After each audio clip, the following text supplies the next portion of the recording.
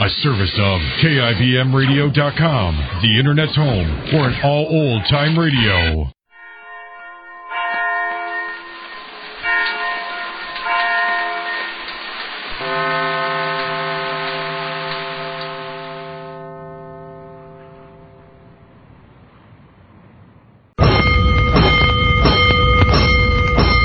Five bells. Stand by all stations. Attention, all districts. A 5-alarm fire. 5 bells. Move in immediately. That's it. Let's roll. Let's go. Firefighters.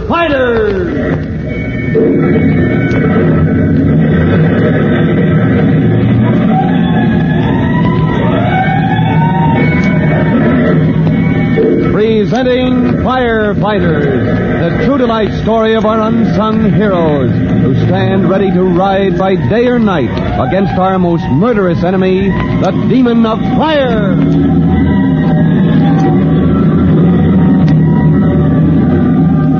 In just a moment, we'll join Chief Cody and Jimmy Collins, who are speeding across town to the antique shop of Lucius P. Darby, the man both the Chief and Jimmy are pretty sure stole the valuable jade snuff box on display for the Junior Firefighters Antique Sale. And, on top of that, turned in a false alarm. Well, now, unknown to the Chief and Jimmy, a strange accident has befallen Mr. Darby, a bizarre twist of fate which endangers the old man's life. We'll learn the next thrilling development to this adventure right after we hear this important message. Let's go, firefighters! Let's join Chief Cody and Jimmy in the Chief's big car as it speeds toward the antique shop of Lucius P. Darby. Now, as you recall, after hearing Jimmy's story of how Mr. Darby used the fire department to get the valuable jade snuff box delivered to him at the scene of the false alarm, well, the Chief made a quick phone call to Mr. Darby, only to have the old man deny everything, that he stole the snuff box or turned in the false alarm. He told the Chief he was just leaving for the weekend and dared him to try to stop him. But now, something has happened that may prevent Mr. Lucius P. Darby from leaving this weekend or any other weekend. For while storing his valuables in the time lock vault, the door accidentally shut, and Mr. Darby is locked in. But Chief Cody and Jimmy know nothing of this as they race toward the antique shop. Gee, you think we'll get there before Mr. Darby leaves, Chief? I don't know, Jimmy. And I'm not sure it'll do us any good if we do. But just the same, I'm going to tell Mr. Lucius P. Darby a thing or two. We know he's the one that turned in that false alarm and stole the jade snuff box. Why can't we have him arrested? Well, a nice question, my boy. And the answer is we can't prove it. Not yet, anyway. But you saw him at the scene of the false alarm. Yes, and you're pretty sure he hid the snuff box on the truck. But linking the two together and proving he turned in the false alarm just to get that jade box delivered to him, well, that's going to be tough. Oh, what are you going to do, Chief, when we get to the antique shop? I'm going to try a little game of bluff, Jimmy. Confront him with the charges, good and strong, and hope that he confesses. And if he doesn't? Well, if he doesn't, I'm afraid there's not a thing we can do. Unless... Unless what, Chief? Unless we can find some evidence that he has the jade snuff box hidden in his shop. Well, can't we just look around till we find it? Well, it's not as simple as that. You know, the old boy is crafty. He knows we need a search warrant. And he also knows it'll be hard to get one on the evidence we have. But I know he stole the snuff box. Yeah, but it takes more than a witness to clinch a case like this. You have to catch him with the goods right on him. The stolen object in his possession. And that, my boy, is going to be very hard. Facing a mission that almost is doomed to failure from the very beginning, Chief Cody is not very optimistic as he drives through the dark and narrow streets of the old section of the city. But the Chief is on the trail of one of the firefighters' worst enemies, a man who turns in false alarms just to see the engines roll. And for the Chief, that is a greater crime than stealing the jade snuff box, even though it is a priceless antique. Well, at the end of a narrow, twisted street, where only a single lamplight gleams, the Chief brings his car to a stop. Then he and Jimmy get out. Well, this is it, Jimmy. Gosh, it's sure a funny little old street, isn't it? Yep, the city's oldest section. Some of these buildings are over 100 years old. They sure look like it. Oh, which one is Mr. Darby's? It's number 29. Ought to be right here. It's so dark, it's hard to see. Yeah, no. I'll flick on my flashlight here. 25, 27. Oh, there it is, 29. Yeah. Gosh, and it's all dark. Well, I was afraid of it. He said he was leaving, and it looks like he's locked up all right. Oh, gosh, now we'll never be able to prove he took the snuff box. And I'm afraid it was a pretty futile hope in the first place. But someday I'm going to catch Mr. Lucius P. Darby in the act. And when I do... Oh, let's just try the front door just to make sure, huh? Maybe... Yeah, try that. No. Locked tighter than a drum. And Mr. Darby has flown the coop. Oh, there's only some way we could get inside and search the place. I know that jade snuff box must be in there. Yeah, but the sad thing of it is there isn't any legal way we can find out. Now, if there were some emergency, some excuse for breaking in... Chief? Yeah, Jimmy? Can't we find some reason? Some emergency? I wish we could. But unfortunately, the fire department can't just come up to a man's place of business and bust in. No, I'm afraid we've got to admit that this time, anyway, Mr. Lucius P. Darby has outsmarted us. Oh, I guess you're right. Well, we'd better get back to the station, I expect. All right. Come on, get in, Jimmy. Okay. Hey, Chief, wait a minute. Huh? Oh, what is it, Jimmy? Did you hear something? No, where? From Darby's shop, kind of a scratching. Your ears are better than mine, young man. No, I don't hear anything. Let's investigate just the same, huh? Here, listen at the door now. All right. Your imagination, I'm afraid, son. Silent as a tomb in there. There it is. You hear it? Yeah. Yes, you're right. Somebody or something scratching at the door.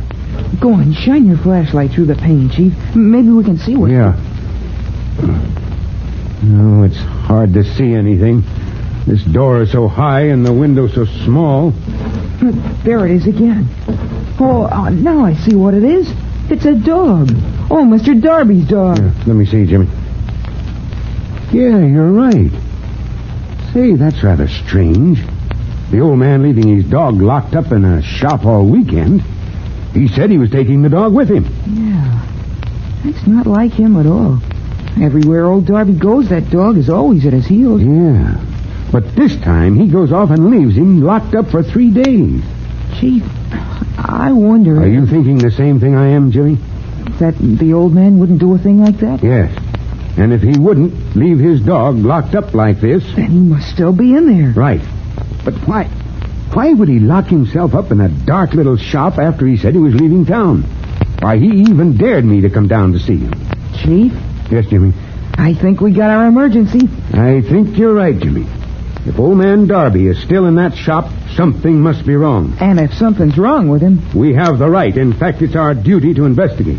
Oh, Jimmy, get that pinch bar in the back of my car, will you? Right away, Chief. Quickly, the chief goes to work on the lock of the antique shop door. And in a matter of seconds... That does it. Get the light switch over on the wall. Right. Well, hello there, fella. Well, what's the trouble? Your master go off and leave you? Something's wrong, Chief. Look at him. He keeps running over to the back of the room. Yeah, something's worrying him, all right. He keeps scratching at the vault there. It's funny, there's no sign of Mr. Darby. I wonder... Now, wait a minute. Now it's me that's hearing things. What is it, Chief? Tapping. Tapping from inside the vault there. Say, do you suppose... Wait. Somebody's locked inside. It could only be Mr. Darby. Well, gee whiz, Chief. Can we unlock it? Mr. Darby will suffocate in there. Yeah, well, I'll try the handle. Now, locked solid. Oh, what's this? What is it, Chief? Well, Jimmy, it looks like Mr. Darby has really gone away for the weekend. Gone away? What do you mean? Mr. Darby's locked inside. And this time lock here is set for 9 o'clock a.m.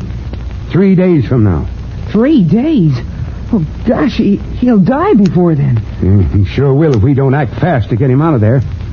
Mr. Lucius P. Darby may be a petty crook and a firebug, but even he doesn't deserve to die like this. Well, Lucius P. Darby is indeed in a bad way. Looks like he was just a little too smart for his own good. Forgetting for the moment that he is a thief, well, the Chief and Jimmy have only one thought: how to save a fellow human from the grim death of suffocation. Well, whether they're successful or not, we'll find out in the next true-to-life episode of The Firefighters. In just a moment, Chief Bob Cody will be back to tell you, boys and girls, how you can help the firefighters in your own hometown. But first, here's a message you ought to hear. And now here's Chief Bob Cody with a special notice for the Firefighters Brigade. Chief Cody. Hello, boys and girls. You know, nearly everybody, sometime during their lives, comes to grips with the demon of fire and is faced with the urgent problem of having to take some action before the firemen arrive. When and if you are faced with fire, be sure to do these 3 things. 1, always look first to the safety of human lives. 2, then take prompt action to fight the fire. And 3, under all circumstances, keep calm. Well, that is all for now. Till the next time I drop in, so long. Fire Chief Cody and the young rookie fireman Tim Collins will be back on the same station the next time you hear... That's it. Patrol!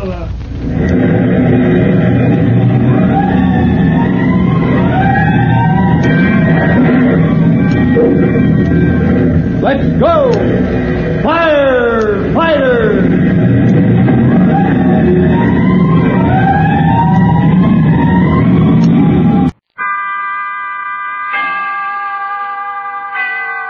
Autolite and its 98,000 dealers bring you Mr. John Hodiak in tonight's presentation of Suspense.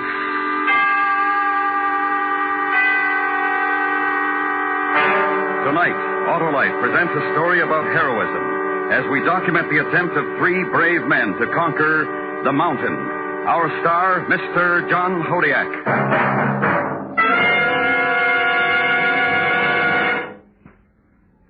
Hello. Bottom of the evening to you. You mean top of the evening, don't you, Mr. McSorley? No, bottom.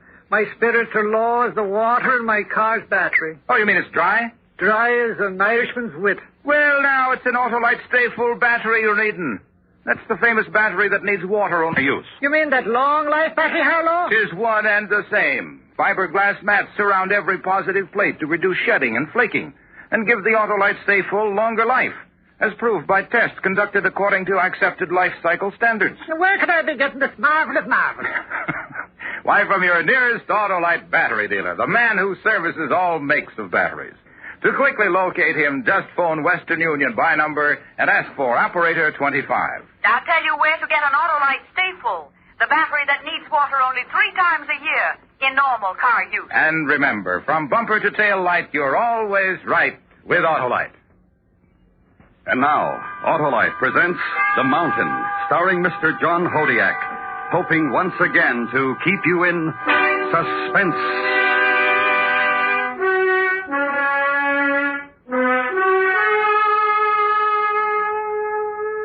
We made the 4th camp on the East Glacier, 22,000 feet above sea level. In that cold, thin air, we stood looking up. And in the great loneliness, we saw it. For a few seconds as the mist cleared, we saw it. The mountain, the peak towering over us, was beautiful and terrible. Then a swirling curtain moved around it and it was gone again. There were 6 of us and the porters. Manton and Leeds had been sent back to the 3rd camp some 4,000 feet below. Both had been badly frostbitten. So then there were 6 of us left to make the attempt. Nobody had done it before. No one had ever reached the top of that tremendous windswept place. And now we were ready for the assault. That night we held our last meeting in the 4th camp. Gaines, Thomas, Feldman, Eldridge, Perucci, and myself. That's the best way. The most practical. 3 of us stay and 3 of us try to make it. We stand a better chance if we all do it together. What do you think, Bob? I don't think so. Thomas is right. 3 of us go and have to turn back. The other 3 will still be fresh. They can have a go. That's right. All right? Sure. Yes, of course. Okay, 2 parties. Thomas, you'll head up the 2nd. Stay at the camp. I'll lead the first one up. Right. Now, wait a minute. Don't we get a vote on this? No, it's a waste of time. Start voting and we'll start arguing again. Those monsoons aren't going to hold off forever. Take it easy, John. Yes. How's your leg, Harry? Not bad.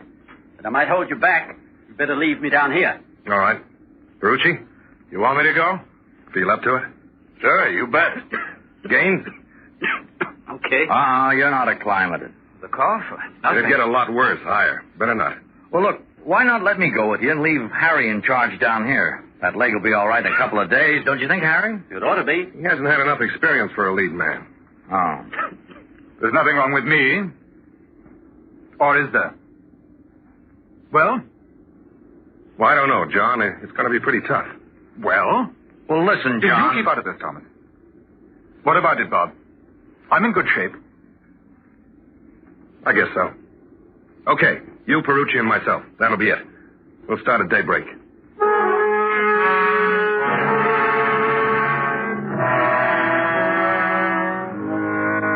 And that's the way we decided. There was no other possibility. It wasn't that we didn't like Eldridge. It was just that he was always flying off the handle, and because of that, he wasn't a good risk. Nerves don't go so well with mountain climbing. Not that mountain. Cold and dangerous. Its never-gained peak, hidden in mist. Later that evening, Thomas and I were going over the equipment before turning in. You know, someday they'll invent an oxygen tank that's light. Bet these things weigh over 30 pounds. Yeah. Bob. About Eldridge. What about him? Do you think he ought to go? It's the only way, I guess. You're taking a big chance. He'll be all right. If we could only wait just a couple of days, Harry'd be all right. We're late now. If the monsoon starts, none of us will be able to do it. That's the trouble. Well, you have Ferrucci along. He gets on pretty well with Eldridge. That'll help. He'll be fine. We're all in good shape. I think we're going to make it. In a way, I hope you don't. I'd like a crack at it myself. Oh, wouldn't that be something? The first man to get to the top. You understand why I didn't take you, don't you? Oh, of course. Wishful thinking, that's all. Well, you better turn in. I'll finish checking the stuff. Okay, see you in the morning.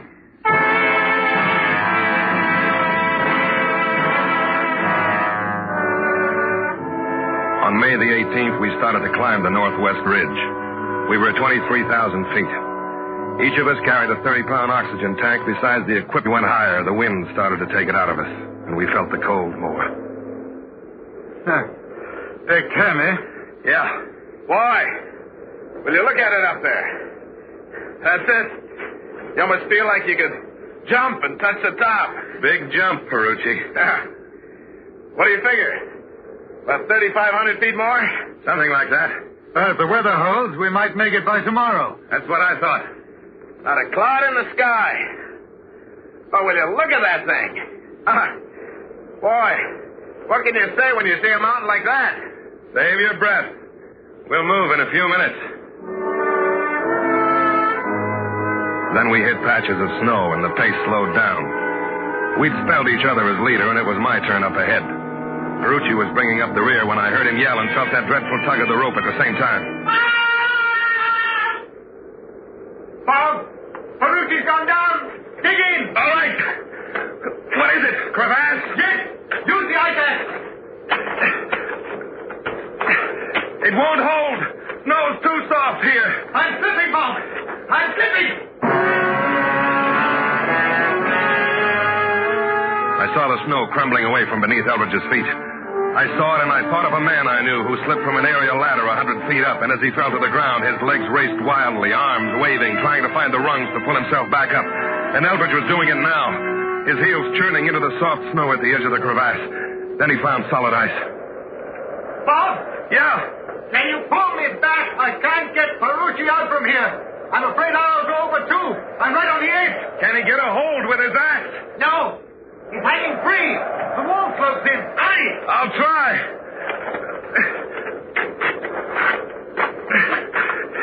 You'll have to pull too, Bob. I can't do it alone. Too much weight. I tell you I can't. I'm afraid to move. I can feel it going under me, all around me. There's solid ice a couple of feet back. I can grab it with my axe. Don't let go. Don't let it go slack. Bob, I'll go over. I won't. Just hang on.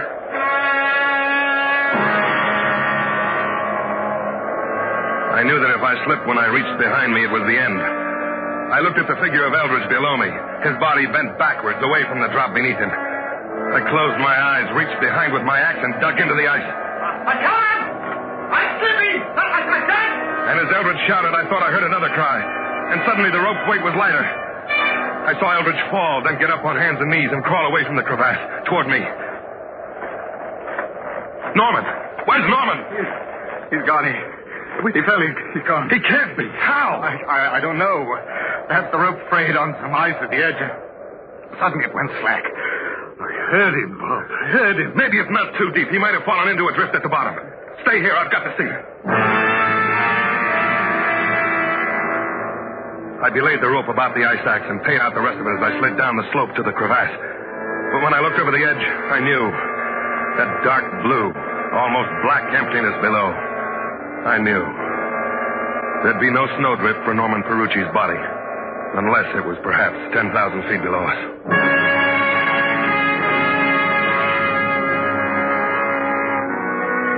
We bypassed that place, found a shelter from the wind, and pitched our tent. For a long time, neither one of us spoke. I think we were too exhausted to say anything. Exhausted and shocked. There were only two of us now. I keep hearing him. I know. No, you don't. Not the way I do. He's a nice kid. Yeah. Doesn't seem as cold without the wind. How high do you think we are? 24,000. I wondered. It's a little hard to breathe. Better use the oxygen. No, not yet. We won't need it. Yes, we will. We better save it. We're going down in the morning. No. We've got to. You and I couldn't make it up there alone. There's 2,500 feet to go. Maybe more. No, we've got to go back. Let the others try. Just because he's gone, is that why? Look, I've done more climbing than you out here. What happened today is bad for the nerves. We couldn't make it. We'll go back. Try again later. But the monsoons will be here later. We've got to do it now. Thomas and the others can do it. No. We'll keep going. I've got to. I'm not going back. What's the matter with you? You're talking like a kid. Look, I was the last one on your list when you got the party together, wasn't I? Yes. Why? Why was I last? I don't know. Somebody had to be. It was you, that's all. You're a liar. You didn't want me along. None of you did. You're here, aren't you? You know I'm afraid of climbing, don't you? Isn't everybody a little? Isn't that why we do it? Isn't that part of it? No, I mean really scared. I'm really scared. You know that. No, I don't. Look, something happened when Something happened to me today. I've got to go on to the top now. You think I'll call you a coward if we don't? No. All right, then, forget it. We'll try again. Maybe next year. You'll be along, too. I'll do it alone, then. I'm going on alone. If you want to come with me, all right. If not, it doesn't matter anyway. I'm going on. So long. John! John! He didn't stop, just moved up the ice slab and around the hummock out of sight. I went back inside the tent to get my pack. I couldn't let him do it alone, and I was trapped into going with him. Then I saw that the fool hadn't even taken his rope. It was neatly coiled in a corner. I grabbed it up. And as I did so, I saw the end of it. The end which had broken when Ferrucci hung over the crevasse. The rope which Eldridge had said was parted by the ice. But there were no frayed ends. The break was clean. It had been cut through. And the oil of Eldridge's knife blade was still on it.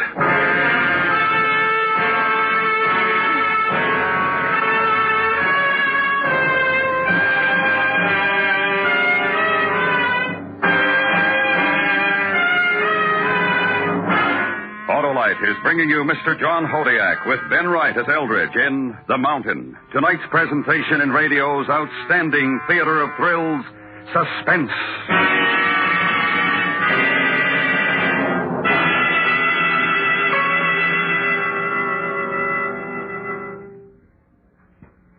Oh, an Autolite stay holds a battery for me.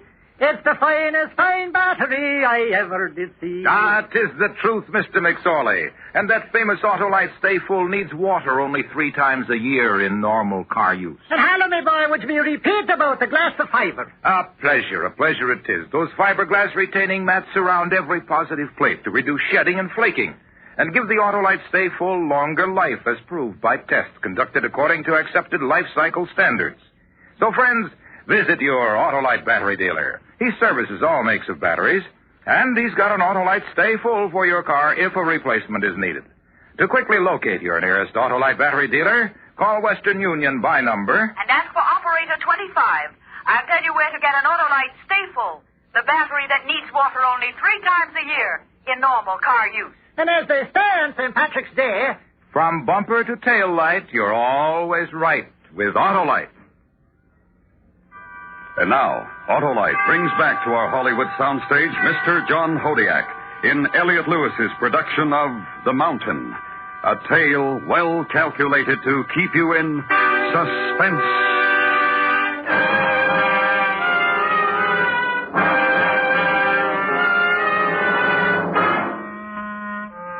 When Eldridge had thought that he was going over the crevasse, he'd cut the rope which had held Norman Perucci's body some 20 feet into the chasm.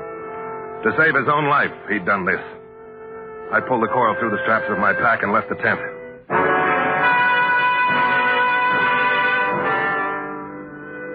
I caught up with Eldridge about 100 feet higher. He was standing on a shallow ledge, catching his breath, and his head was tilted back, eyes fixed on that mountaintop, the brain of the monster. Nasty bit back there.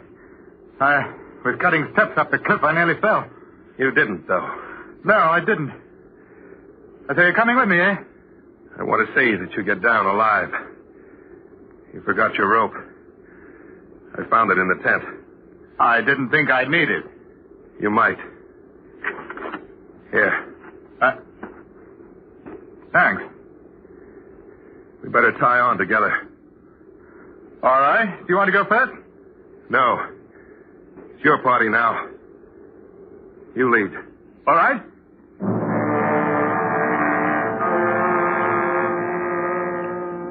He had a funny look on his face as we roped together. I think he must have known then that I'd found out what he'd done. He didn't say anything, though, but turned and began to move upwards. At 3 o'clock that afternoon, we were at about 25,000 feet. It was hard to breathe now, terribly hard. We decided to rest for a few minutes. I remembered looking down from the ridge, looking down into the incredible scene below. Then up, and the peak which loomed over us, clear against the sky, perhaps 1,500, perhaps 2,000 feet over us. I remembered Perucci's excitement as he'd seen it further down. And even then, I thought it could be beaten, that we might do it. We'll use the oxygen from here as soon as we start again. Can't do any more today. Oh, yes. We can go higher. Then what? When it gets dark, camp. Finish it tomorrow, if we don't today. If the storm comes up, we'll be in trouble. It won't. We're going to make it. I know we are. Then what? It doesn't matter after that. We'll have to go down to the others. Yes, I suppose so. Have to tell them about Norman. Yes. We going to tell the same story? I think we will. You know why I followed you? Why I came along? Yes. It's like that. Yes. You murdered a man, and that's all there is to it. I was afraid. I knew if I went over, we'd all go. It was the only way. If you'd waited, we could have got him out. I didn't know it then.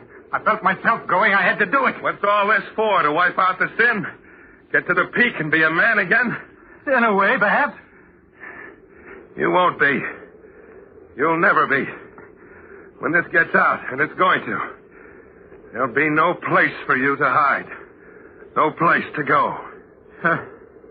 We'd better get moving.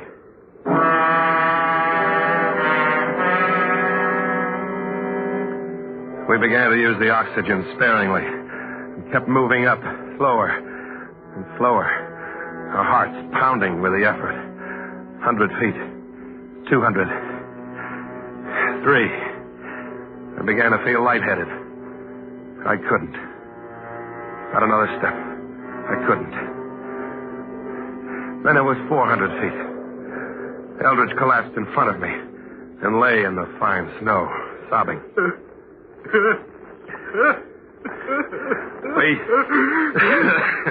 We stop.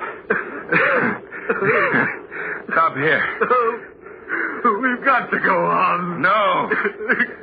Go on.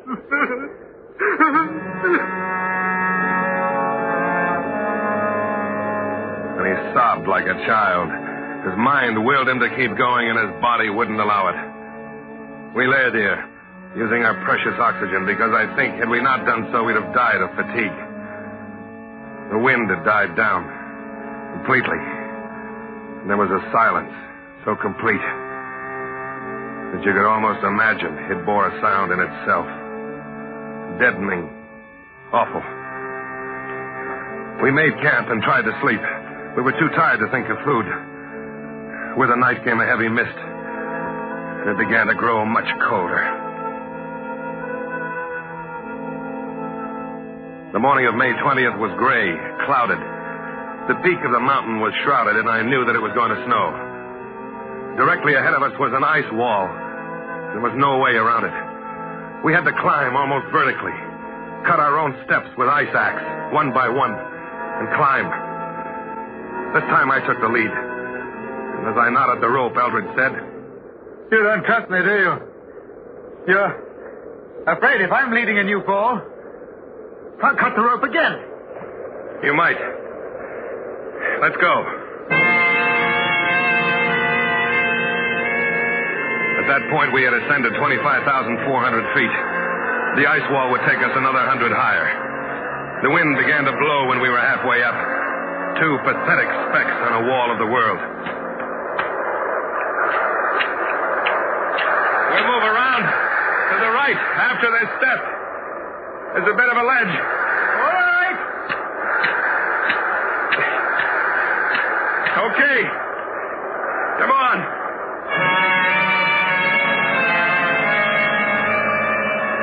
The ledge was at most 10 inches wide, narrowing down in places to no more than a toe hold. I felt my way along until the ledge gave out. Then the hacking of steps began again. The wind tore at me, screamed, and like a great hand tried to sweep me off the wall. Once I looked down, and it was as though a white blanket were stretched out beneath. It was snow. I could see it billowing up and around, while above, the summit ignored everything beneath. The blizzard hit us as we reached the top of the ice wall. We found a little shelter in the lee of a pyramid-shaped summit and waited. And then the slope seemed to lurch, and I had a split second to see the wave of snow pouring down on me. It was over, done. The avalanche swept us down, smothering, killing. And I thought of the ice wall and the drop below. That's all I remember.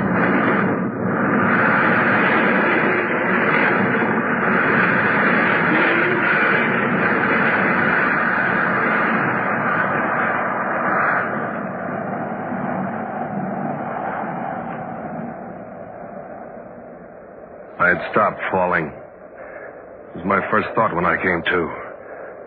I wasn't dead. I saw a pair of legs crouched next to me. I didn't think you were going to make it. Where'd I land? Yeah. Hanging over the ice wall. But you were behind me. You didn't go over. No. Don't ask me why. It must have been a corner of the avalanche that hit us. You ended up pulling me down. My axe caught in one of the steps, and it held us both. And you pulled me up. Yeah, looks like it. Thanks. How long have I been out? Hour. A little more. Blizzard's letting up. Here. Do you feel like going on? I think so. All right. You tell me something. What? Why did you pull me out of it? Why didn't you just let me go over the edge? Then you wouldn't have had me around to tell. Look, I'm not a murderer, Bob. I cut Norman's rope because I was afraid. If I thought there was even a chance of us not falling, I wouldn't have done it, but I didn't know. Look, that doesn't excuse me. But it doesn't mean I'd kill you to get out of it. No. Better save the talk. We'll need our breath. You want to lead, or shall I? I'll do it.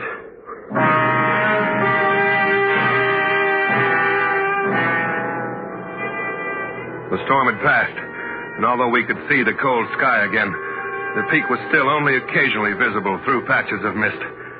We went up, higher, higher. And then my oxygen tank went out and we had to share Eldridge's. We'd nearly reached 26,000 feet. We could see the top. For a moment it stood out clear. And it looked so easy. The last lap. But now we could only move a few steps at a time until we had to rest. And I couldn't get up again.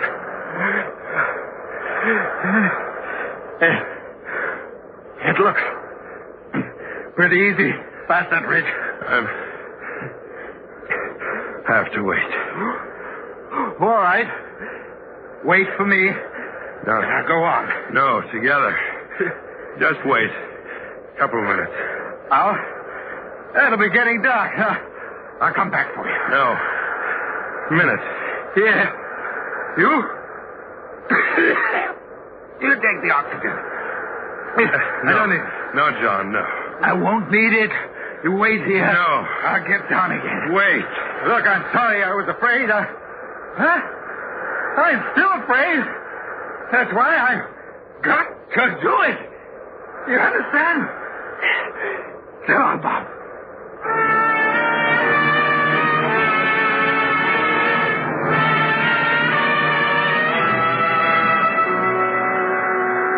I didn't have the strength to stop him as he untied the rope which had held us together. Then he was gone. And after a while, I felt stronger. I sat up. I could see him, a dark blob against the mountain snow. Smaller. Smaller. And he was climbing upwards. He'd reached the final pinnacle and became a dot that was lost in the mist. I saw Eldridge once more.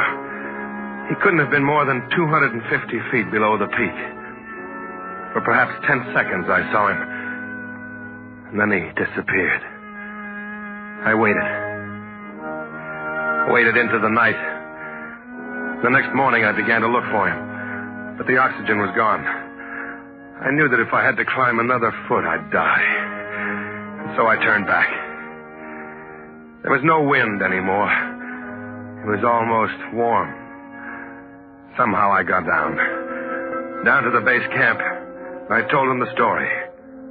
Almost the whole story, but not quite. I changed a rope which had been cut with a knife into a rope which had frayed and parted on the ice. I remember as we started down to the valley below, I turned and stood a minute, looking back, looking up. Then a cloud softly poured over the peak. And in a moment, the mountain was gone.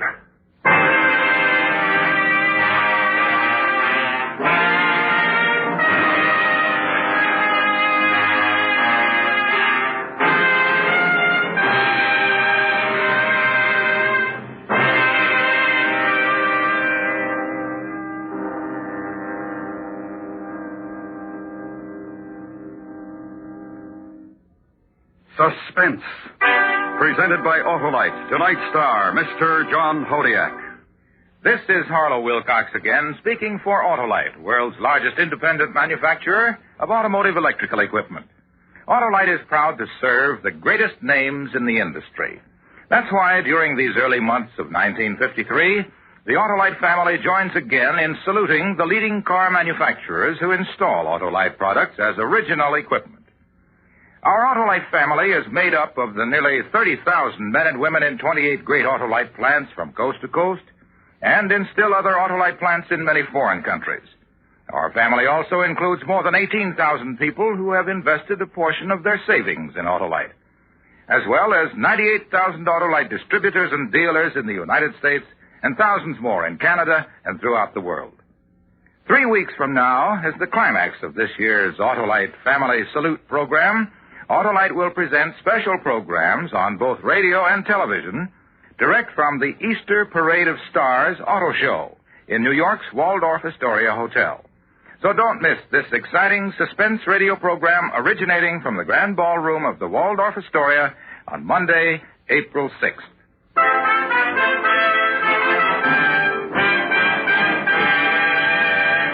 Next week, a story in the classic tradition of suspense as we present a new version of Charles Dickens' terrifying short story, The Signalman.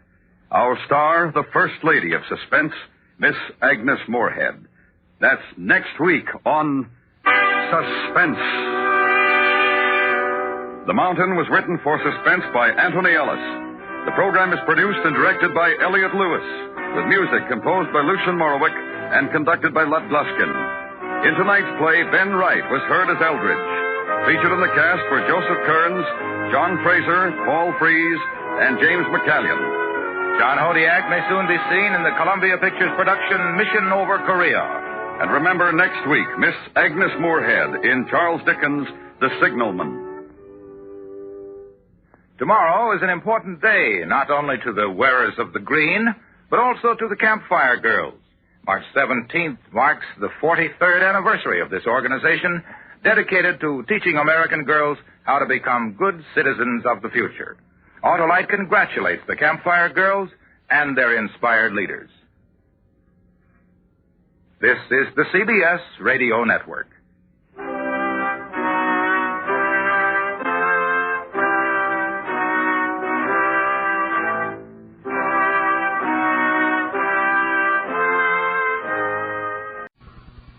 Lights out. Everybody.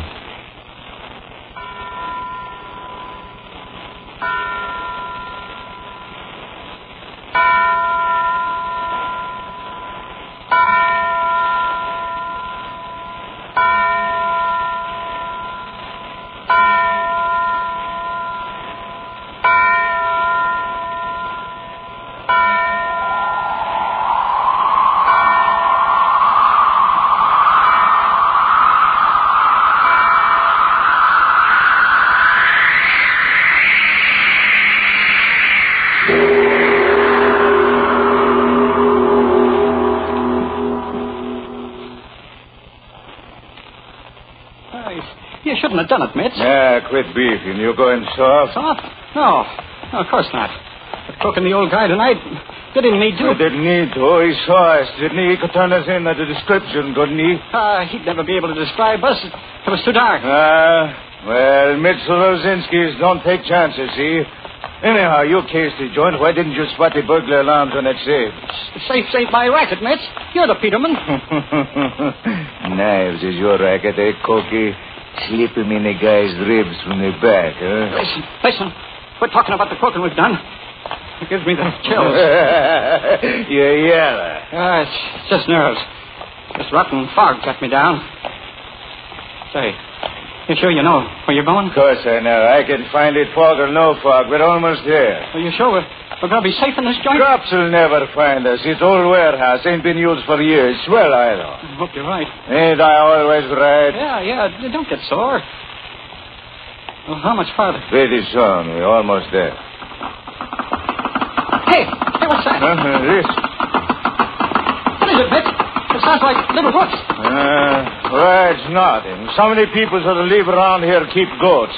Probably one of them. Yes. That thing went right past me.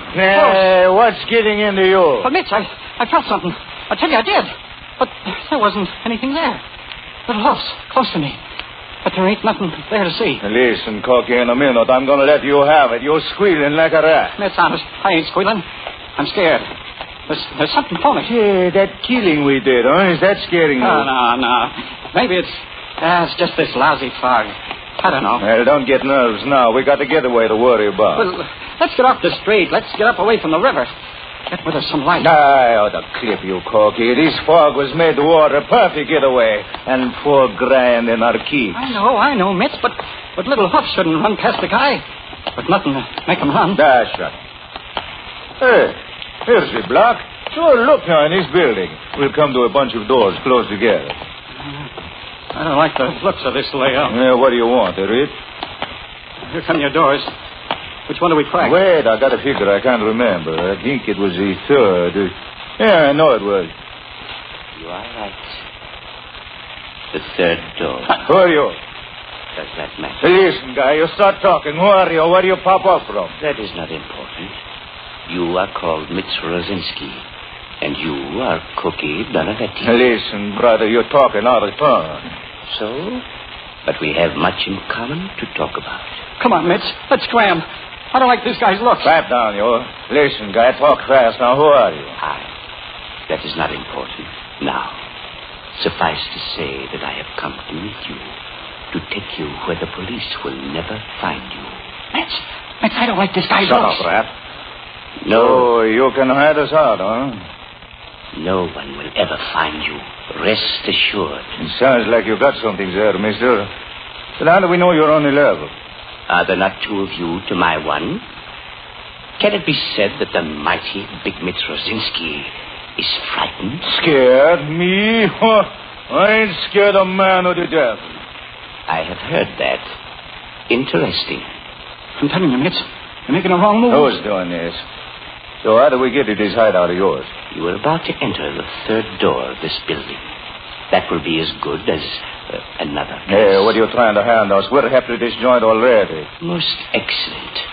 Then the door is open. Shall we enter? Mitch, don't tell me there's nothing phony. Look. Hey, listen, what's going on here, fella? I just tried that door and it was locked tight. And now it is open. Let us enter. I ain't going in there. You know, I think this guy's got something on the ball. I think he knows some real tricks. The tricks of our trade. Eh, my friend? Yeah, that's right. Maybe we can do a little business together, huh? There is work for both of you. No, Mitch. I can see something. Let's not go with this guy. This fella's setting it right with his mob. I have reserved prominent places for you. No, Mitch, count me out, will you? Yeah, I'm getting sick of your squealing. You get in there. Now lead the way, mister. Yes, gladly. Come. With me, my friend. No. Let me go back, will you, Mitch? Come on. Here's something phony here. I'm telling you. Cut it out. Why, we got a chance to be big shots with a smart guy like this. None will be closer to me. I promise you. See, Corky, I got idea this fella can do big things for fellas in our racket. You are shrewd, my good friend. I know exactly the things for men like you. Now, listen to that. Now, what do you think? Mitch, I'm scared. Take a good look at this guy. That's all I ask. Look at him close, will you? Aye, look very closely. Want you to remember me. No, you'll never see a classical guy. Look at them clothes like the swells wear. That it's class. He looks like big society. Maybe. Me, I don't like it. Hey, what's the matter with you? I ain't never seen you like this before. Hey, wait up, mister. Don't go so far ahead. Hey, where do you go? Mitch, they're coming. They're coming after you again. It's them hooks. Mister, where are you?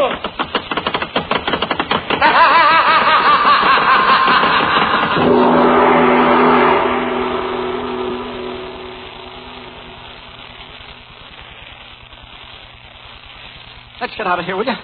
Hey, Mitch, where are you? Quit your whining. I'm willing to get out of here, but I can't see in the dark. I'm no cat. Well, light a match. Here, I got one. Never mind. I got a little flashlight. Ain't much good in this barn. No. It is a feeble light. Where do you come from? I had not left. It's him. He's a phony, I tell you. Who are you? Where do you come from? I have always been here, watching your interesting partnership. There's something phony, Mitch. Let's scram. I think maybe you're right, Corky. Hear me out.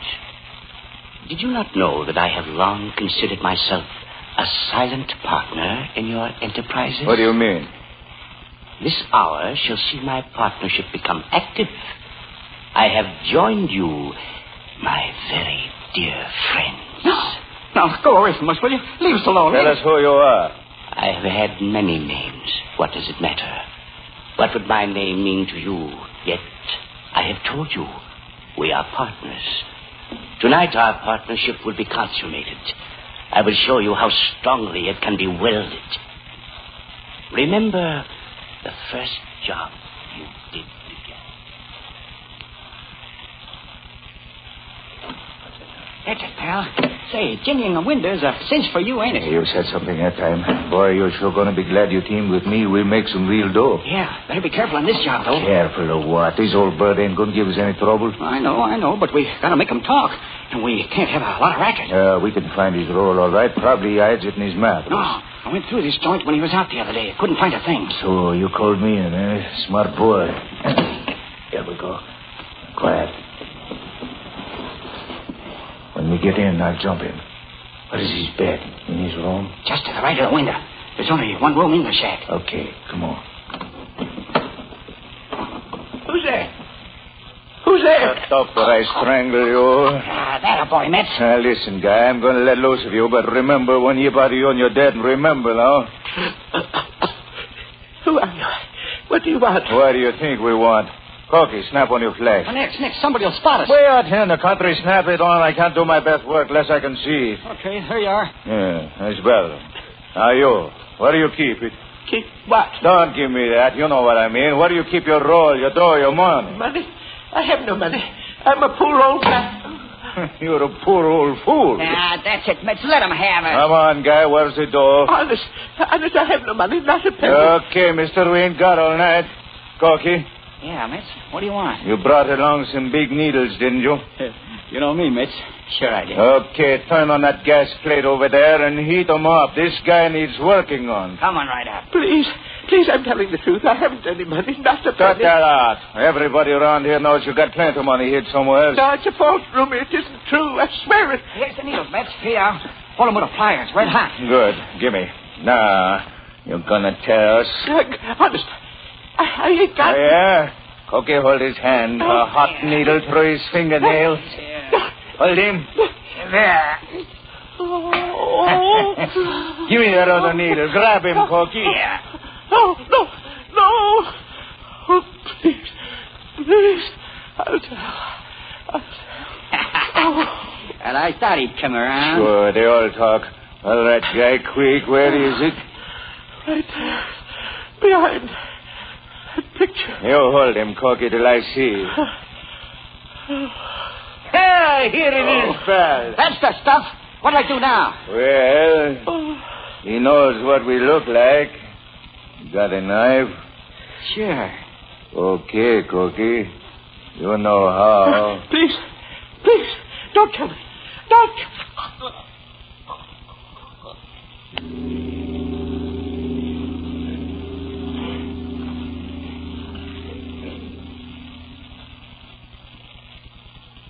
Yes, that was a splendid beginning to our partnership.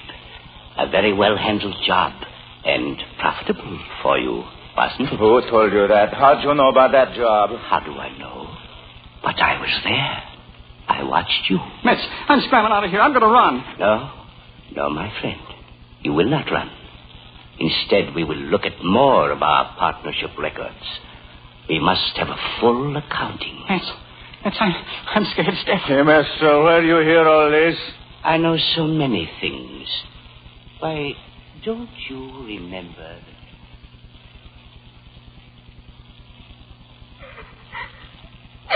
cut out that racket. You ain't hurt. Oh, please. Please let me go. I've never done anything to you. Yeah. Of course you haven't. Listen, sister. We didn't snatch you because we liked your pretty face, see? We want dough. Get it? Dough. Oh, my father will pay well. Oh, if only he'll let me go. Please, I know he'll pay. I'll see that he does. Nuts. When we get the money from your old man, we'll let you go, and not till we do get it. Oh, I promise you that you'll get it. Shut up. That you, Mitch? Yeah. Hurry up.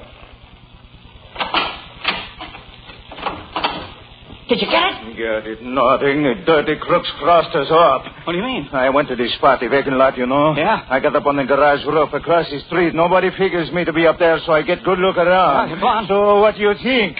The place is lousy with coppers. I tell you, I'll beat that. You know, I thought the guy had kicked through without a squawk. Don't worry. When I get through, he will. Yeah, but this dame, this is awful dangerous to keep around long.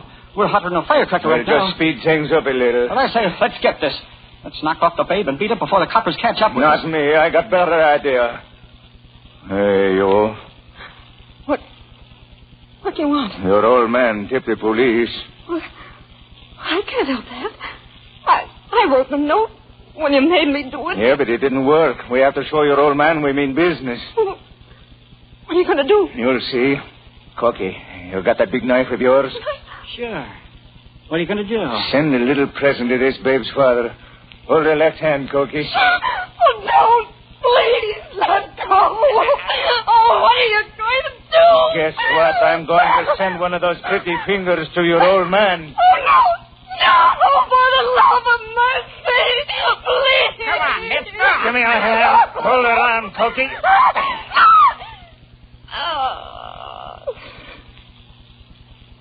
Hey, what happened to her? Yeah, she's just passed out. There we are. That'll make the old buzzard think. Hey, Mitch, that ring on that finger. Let's keep it so it real dark. Nothing doing. Her old man will never recognize the finger without the babe on the other end of it, but he will recognize that ring. He'll know we're not fooling now.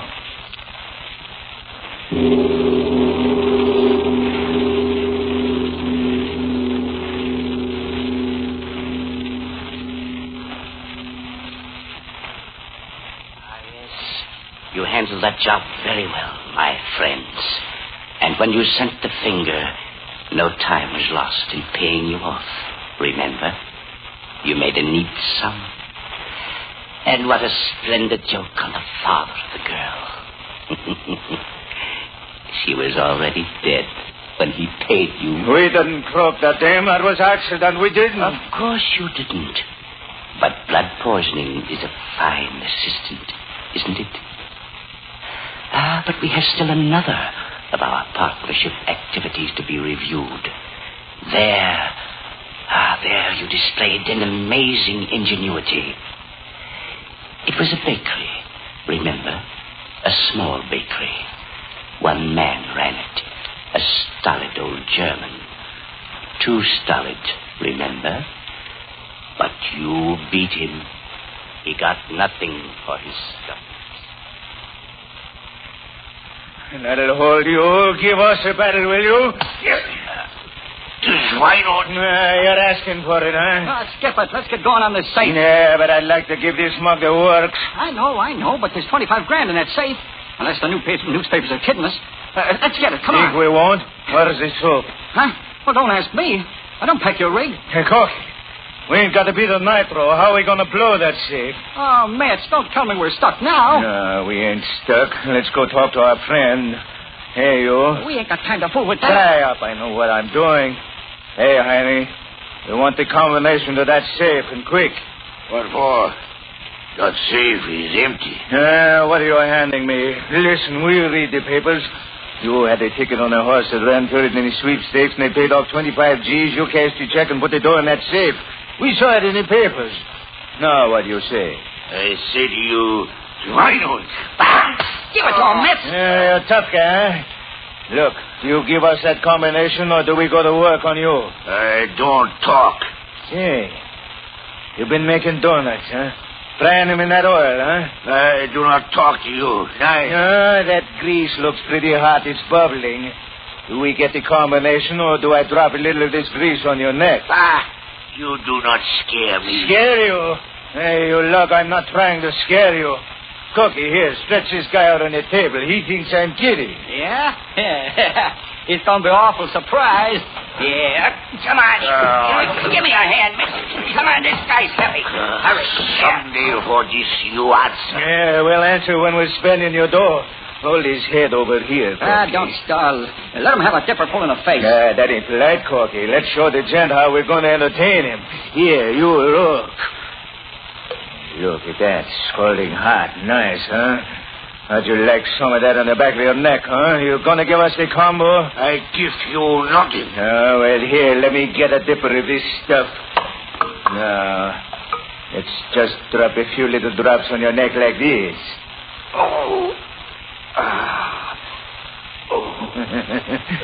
That ought to loosen up your tongue, sort of oil it, you might say. Well, how about doing a little chattering? Or should we stick your face in it? Diane, I tell you nothing. Why not? Give him the works, Mitch. He asked for it. All right, mister. Now, let's do this slow, and any time you want to quit, just say so. Diane, I don't talk. I don't talk. Diane. Okay, then let's get a little taste of this hot grease. And we do this slow, see? We push down your bullhead. Down. Little more. Gonna get a taste of that grease soon. Don't do it. Don't do it. God, that evil, don't do Oh, you ready to give us that combination, huh? How about it? Oh. Hey, Lance. It was too rough. Look, the guy can't talk. He's fried. He can't talk? Well, of all that dirt, that rat. He should have talked before I shoved his face in that stuff. It's too late now. Yeah, too late. He can't give us that combo. He can't talk. But it ain't too late for this guy to find out you can't cross up Mitsubizinski. I'll show him. Get out of the way. Let me get a shoulder under that guy. What are you going to do? What am I going to do? This guy was so anxious to fry. Okay, so he'll fry. Open that oven door. Oh, this'll teach you to cross me. Get in there. Yeah, you can't make it, pal. Can't, huh? I will make it.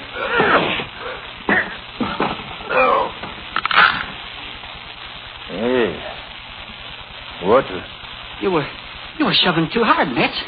I guess you busted his neck. Huh? I guess I did. Gee, fella, you got to watch out for them big bits of yours. They're pretty strong. Well, what's the difference? We'd have had to croak him anyway. He's seen us. He'd remember what we look like. Sure. Only we ain't going to get that 25 now. Let's get out of here. Hey, Mitch, look. That safe ain't locked. Look, open just a little. Sure enough. Oh, that's a good one. Let me at it. Here it is, Mitch. It works. And some more cash, too. Boy, we're in the dough. Sure we are. Let's get going. Okay. You ever done that, Cookie?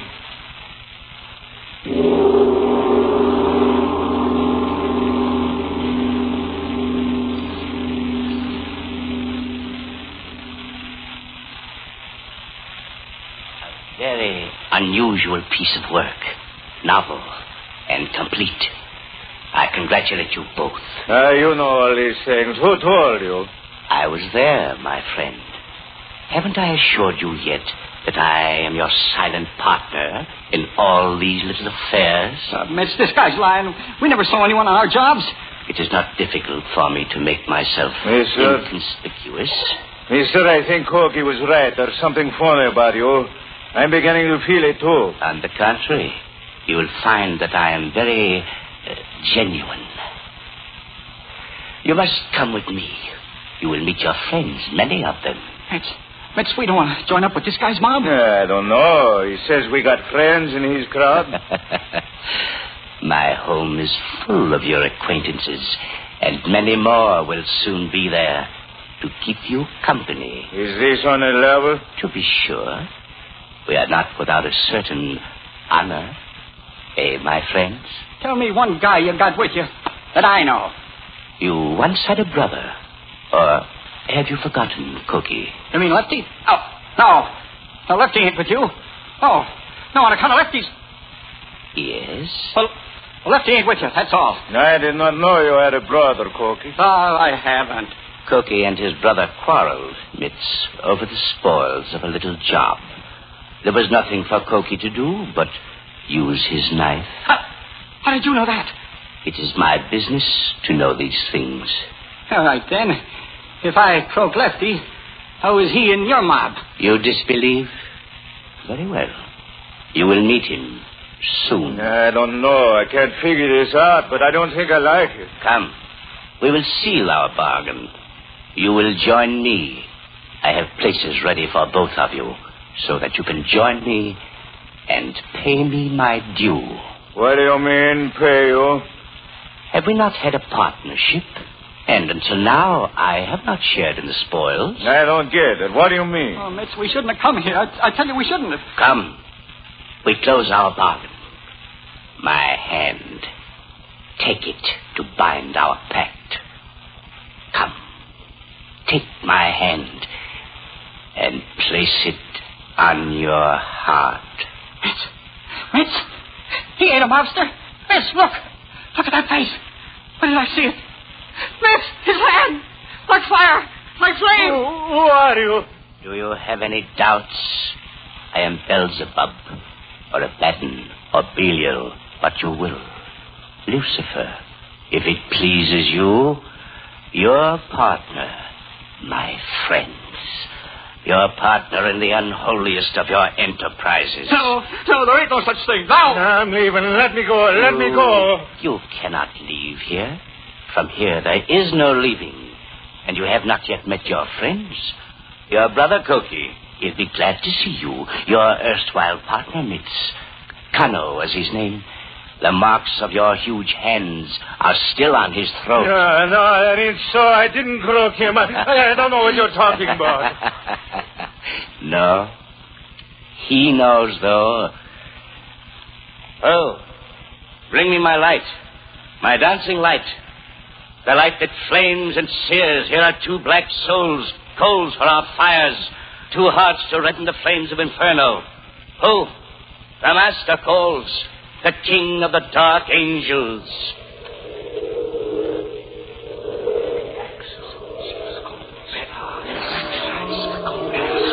They welcome you. My cohorts and minions, see how quickly they answer. Listen. Ah, yes, they welcome you, my partners. Indeed, you are welcome. What is it? We're dreaming. Sure, that's what we're dreaming.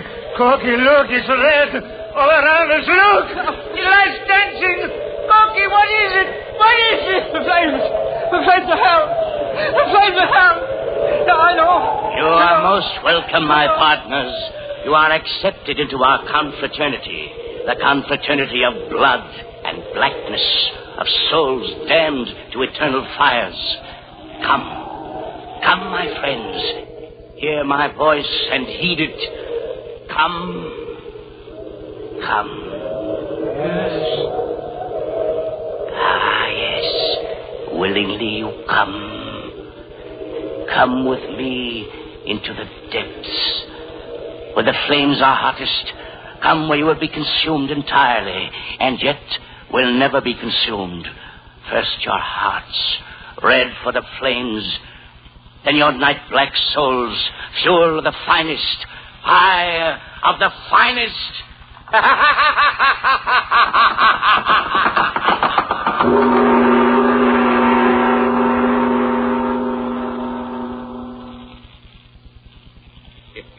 Sure now, Rookie.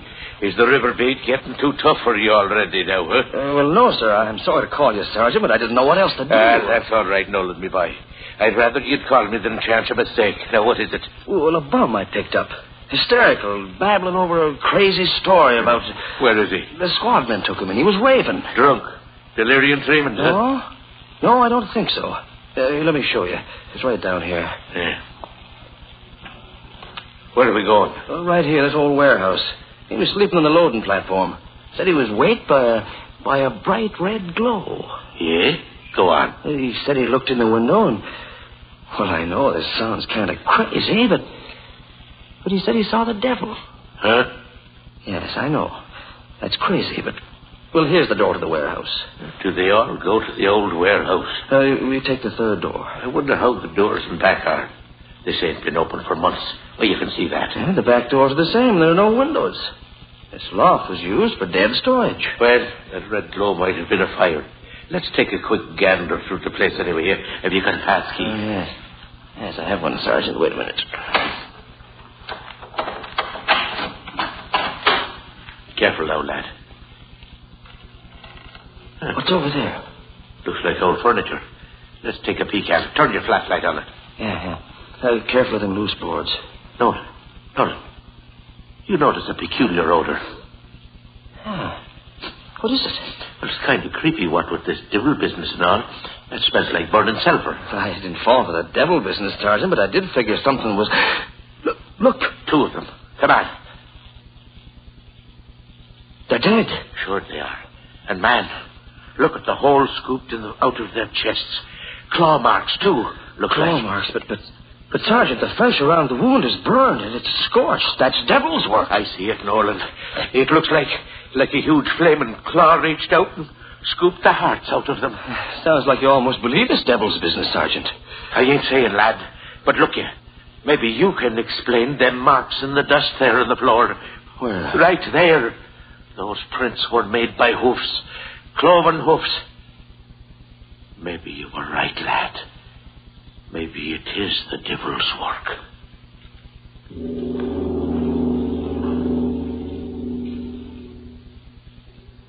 Devil's Due, this evening's Lights Out drama, was adapted from the idea which won first prize in the Chicago American Lights Out contest.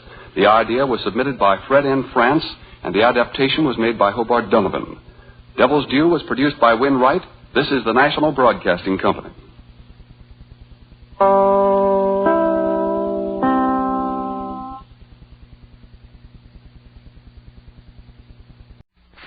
The Whistler.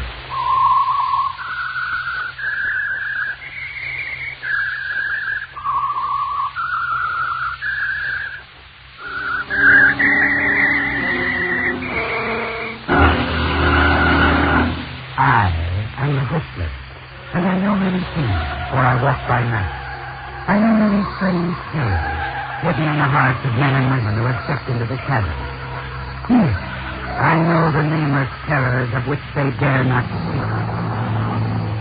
And now the Whistler's strange story, One Dark Night.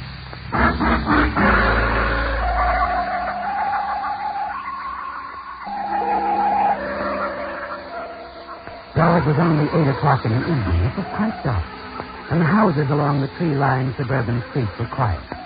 In one house, a light could be seen burning brightly through the front windows of the house on the corner, its illuminating rays reaching out across the front lawn to form finger-like shafts of light and shadow.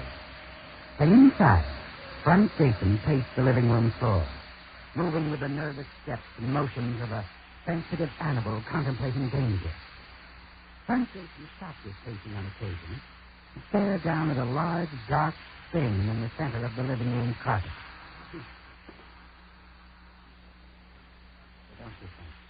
Sam talked for a long moment, your mind racing. Then you hurry to the front door. Hello, Frank. Not disturbing you, am I? No, Dog, of course. Come. You seem nervous. You're not worried about a next-door neighbor dropping in, are you? No. I saw your light on. I thought I'd drop in. Your ever-loving wife and I had a date to go shopping in the morning, but I'm glad you stopped by, Doris. I was about to phone you. Oh? Frank, what's the matter? Something wrong? It's about Cora. Do you have any idea where she could be? She's not home? No. I haven't seen her since this morning when I left for the office. You haven't? That's strange. What do you suppose... Did you see her today? Around 10 this morning. We had a cup of coffee. That's when we planned to go shopping tomorrow. I came by to tell her I couldn't make it. I'm worried, Doris. Worried sick. I called everywhere. Wait a minute. Could she have gone to see her sister? I thought of it first thing. She does that often. Takes off without telling me. But she usually calls me when she gets there. And she hasn't? No. Did you call her sister's place? Yes. No answer. She's probably gone out. She could have tried to reach you and you weren't here. I haven't left the house since I got back from the office. Oh, I'm sure Cora's all right.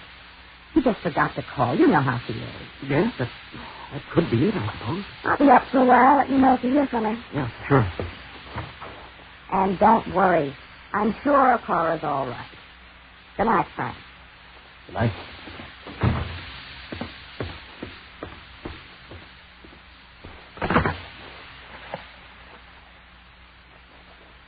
Hello, operator. Give me the police department.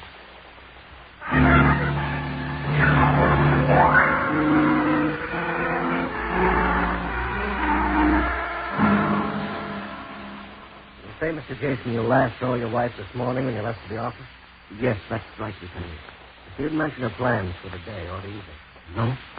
What time did you get back from the office? Around 3:30 or so, a bit earlier than usual. Oh? Any reason for that, Mr. Jason? Well, yes. I thought it would be nice if Cora and I drove out to the beach house for the weekend. The beach house? Oh, we have a little place at Shelton's Cove. Use it for summer vacation. Weekend. Yeah, I see. So you got here around 3:30. There was no note, message of any kind? No. No, it's still early, only 8:30. You'll probably hear from her. It's not like her, Lieutenant. Not like her at all. She's left without telling her where she's going before. Yes, but she usually calls later. This time she hasn't called. I waited until 7:30 and then phoned her sister in Santa Barbara. There was no answer. I finally got through to her just before you got here, Lieutenant. And? Cora hadn't been there, and her sister hadn't heard from her.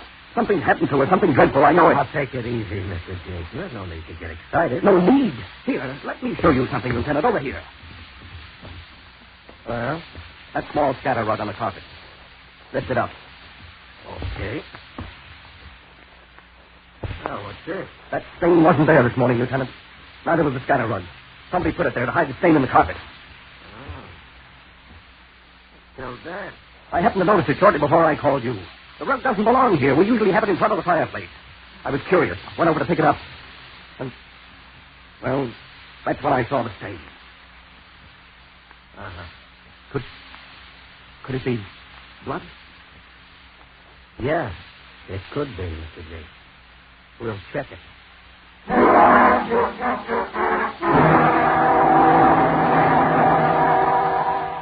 A kaleidoscope of thoughts and reactions go crisscrossing through your mind now, don't they, Frank?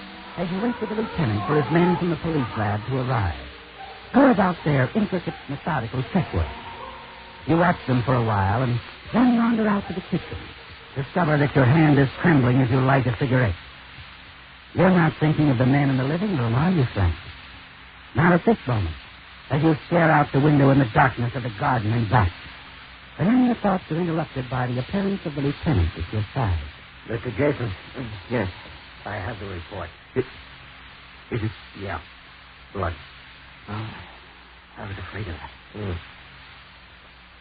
This description of your wife, Mr. Jason.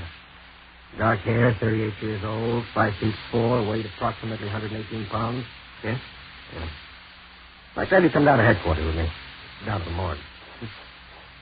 The morgue? The body of a woman answering this general description was found in the bay several hours ago. You mean you think it might be? Yeah. And then again, it might not be. Well, Mr. Jason, will you feel up to it? Yes. Yes, of course.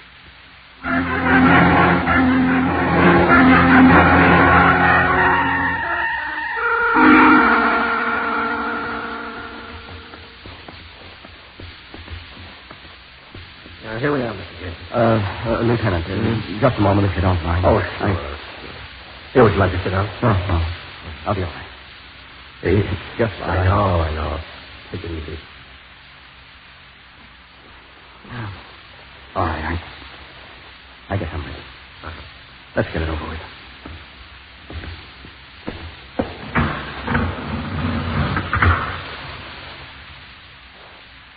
Well, mister? No, that's not Cora. Thank heavens it's not Cora.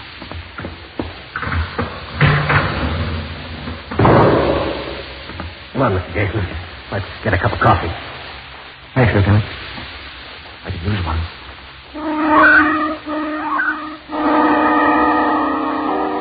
It all feels unreal to you, doesn't it, Frank? Your conversation with the police lieutenant, his lab man working in your living room, the visit to the morgue. All things that you've read about in the papers but never quite pictured as happening to you. Yes, Frank. It's all like a dream, a haze of unfamiliar activity. Of questions and answers and nervousness and cigarettes and cups of coffee held in a shaking hand. And then finally, with the lieutenant driving you home, your nerves begin to settle back into place. Reality returns almost simultaneously with the sound of the police car's front tire touching the curb in front of your own home. Home. Thanks, Lieutenant. You've been very kind. Not at all. You'll let me know if you hear anything. Oh, sure. Try and get a good night's rest, Mr. Jason. Yes. Good night.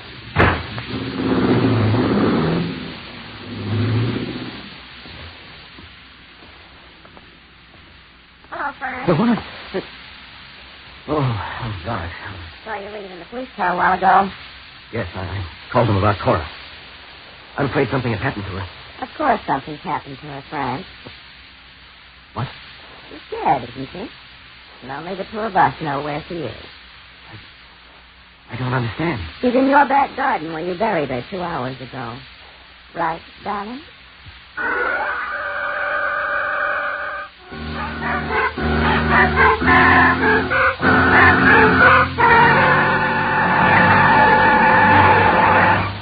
Oliver! us are proud of our hometowns, and rightly so. In this brief moment before we continue with our program, we'd like to offer a salute to one of our hometowns in America, Boston, Massachusetts. No city in the United States is richer in historical associations than Boston, the 10th largest city of our country. The Declaration of Independence was proclaimed from the balcony of the old State House. Paul Revere saw the lantern shine from the Old North Church before his famous ride that opened the Revolutionary War. The great New England poets had their homes here. Ralph Waldo Emerson, Henry Wadsworth Longfellow, Julia Ward Howe, John Greenleaf Whittier, and writers like Nathaniel Hawthorne, Oliver Wendell Holmes, and Edgar Allan Poe. Today, Boston is the largest market of the shoe and leather industries in the world. It's also the largest wool market and the greatest fishing port in the United States. And they have the Boston Red Sox. It's the home of the Mother Church of Christian Science, and people all over the world know about Boston products. They buy $3 billion worth of them every year. It's no wonder that the people who call Boston their hometown are proud of their two nicknames. They call Boston the hub of the universe and the cradle of liberty. Thus has Boston taken its place in the building of America. And now back to The Whistler.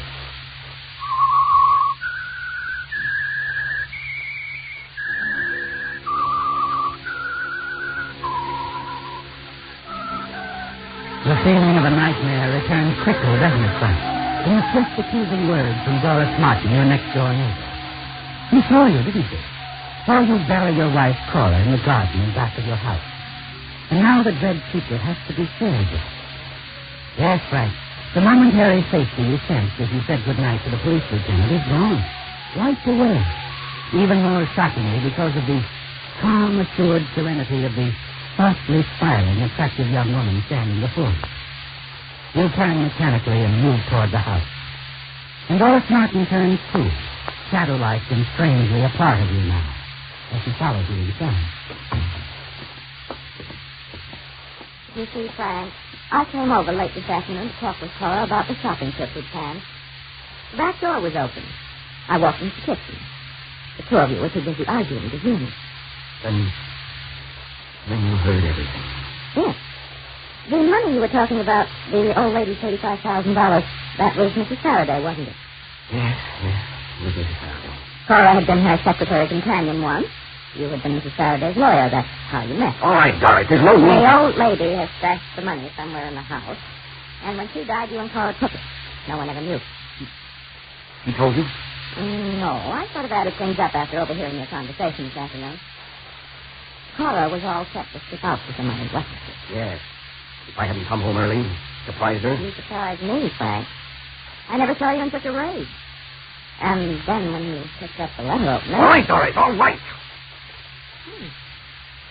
You need a drink? No. What are you going to do, Doris? Do? Why, nothing, darling, nothing at all. I'll keep your little secret. Will you, Doris? Of course. Providing I make it worth your while. Is that it? Mm-hmm. You won't find Miss Judy, Frank. I think we'll get along fine, the two of us.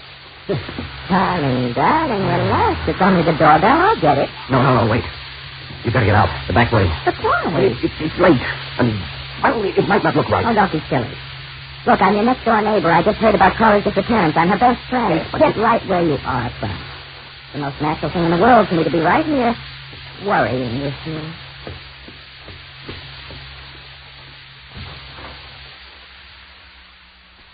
Oh, hello. Well, evening. Oh, say. Now, wait a minute. Let me see. Doris. Now, right? Right. And you're Harry Evans, Cora's brother. That's right. Well, nice to see you, honey. The folks up? Frankie is. Come in. Well, hiya, Frankie. How's the boy? Hello, Harry. How have you been? Oh, great. That's great. I thought you were out of town. Well, I just got in and I'm on the way to San Diego. Saw a light on, thought I'd stop by and see you kids play. Where's Cora? Is she asleep? She's not here. Oh? Hey, fella, something wrong? You don't look so good. Yes, something is wrong, Harry. Cora's disappeared. Disappeared? Cora? She wasn't home when I got back from the office. I called everywhere. No one's seen her. Hey, maybe she's been in an accident. Did you check the hospital? Police are taking care of it, Harry. Look, Frank, you and Cora, yes?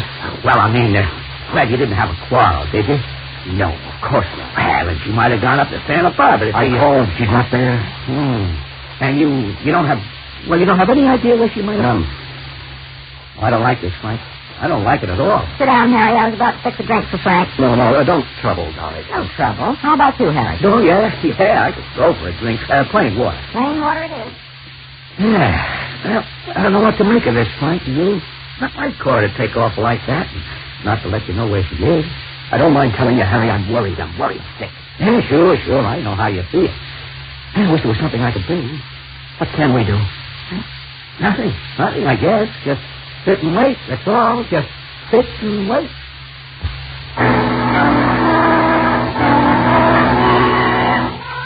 Harry's sudden appearance at the house is something to wonder and worry about, isn't it, Frank? Yes. You haven't seen or heard from him in weeks. And yet tonight of all nights, here he is, sitting in the easy chair across from you, eyeing you curiously. Not saying much now, sipping his drink slowly, the strange expression on his face. And your fears mount and your mind becomes more and more uneasy and restless as the minutes go by. Finally, Harry places the empty glass down on the end table. Well, I think I'll shove off. Just let me know if you hear anything from Cora, huh? I'll be staying at the Ormond Hotel. Then you're not going on to San Diego? No, it can wait. I'll just stick around. Well, thanks for the drink. Good night, Harry. Nighty, Frank. I'll be seeing you. Good night, Harry. Well, you can relax now, darling. He's gone. No thanks to you. Why would you have to... encourage him to stay? I just wanted to find out what was on his mind. You know, your dear brother-in-law is a big, fat liar. What? He said he got into town a couple of hours ago, didn't he? Yes? Really? It might interest you to know he was here in this house last night with Cora while you were out bowling. Here? Last night? That's right. I saw him leaving around 10. Now, why do you suppose he lied? I don't know. I can make a guess. Cora was always very fond of her little brother, Harry, wasn't she? Yes. So he dropped in last night, mentioned he was on his way to San Diego. This gives Cora an idea. She'll take the money, drive south with Harry. Maybe take her to the border. For services rendered, she tucked him in on the $35,000. Well, what do you think? I think that's a very good guess, Doris. A very good guess. He probably arranged to meet somewhere this afternoon. Cora didn't show, so little Harry popped over here tonight to find out what's holding things up. Of course. He knows about that money, I'm sure of it. And now he's going to stick around. He means trouble, Frank. Real trouble. I think we'd better keep a close watch on him from now on. There's very little sleep for you that night, is there, Frank? You're certain Doris is right. Harry and Cora working together, running away, sharing the money. And now that Cora has disappeared, he must suspect that you had something to do with it. The following morning, as you wander into the kitchen, you happen to glance out the window and see someone moving about in the back garden through the trees. Someone near the area bed.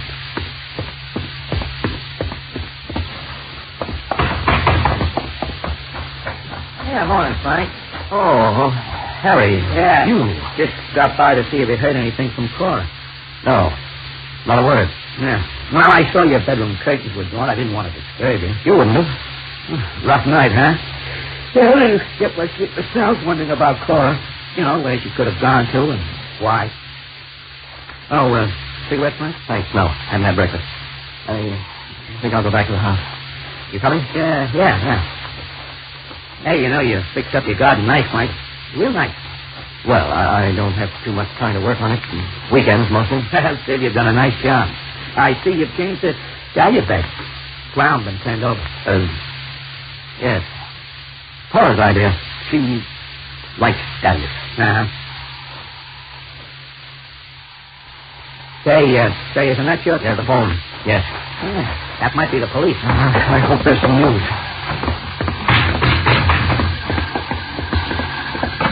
Hello? Get rid of him, Frank. Just a moment. Yeah, what is it, Frank? It's not the police. It's my office. I have to go in. Oh. Well, I'll be shoving off. Have some business to take care of downtown.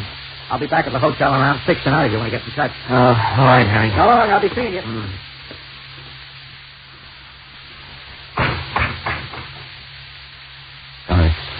I'll be over. What did he want? I said I'll be over.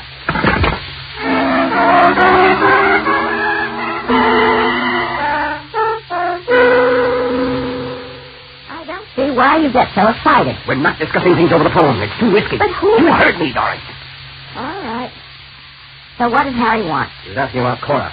He noticed the flower bed I turned over. I think he suspects. Oh, don't be ridiculous. How could he? I don't know, but he suspects, I tell you. I see. Well, what are we going to do? I don't know, Doris. I don't know. I think the beach cottage is the perfect place for it, Frank. The perfect place for what? For Harry's little, accident. Don't you remember what happened out there less than a year ago? You mean the fire? The explosion? That's right. The old-fashioned lamp plant. Hanging on a pulley from the ceiling. The explosion it caused. That was an accident. Only this time it'll be on purpose. How could we get Harry out there? I'll call him at the hotel tonight. Tell him that is, the neighbors are worried about you. We think you've gone out to the cottage. Cora's disappearance has grieved you so, we're a little afraid of what you might do, that someone could be with you. Yes, I see. He gets out there, finds the cottage dark, lights the lamp. I thought we were over, Frank. You're becoming at night. You're strangely calm, aren't you, Frank? Sharing Dora's confidence that the plan will work. Because it must work. You find that your car has a low tire, so you borrow Doris's car and drive out to the beach and park a short distance from the cottage. Go the rest of the way on foot. It doesn't take you long for what you have to do. Set the booby trap for Harry. And a few minutes later, you put in a call to Doris. Yes, Frank. I talked to our friend at the hotel. He'll be leaving for the cottage in another quarter of an hour. Good. It's, all set for him. I'm heading back to town now. Oh, Frank. Yes? After you get back and put my car away, will you call me?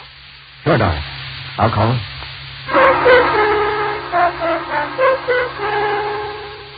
It's a few minutes past 7 when you return to your house.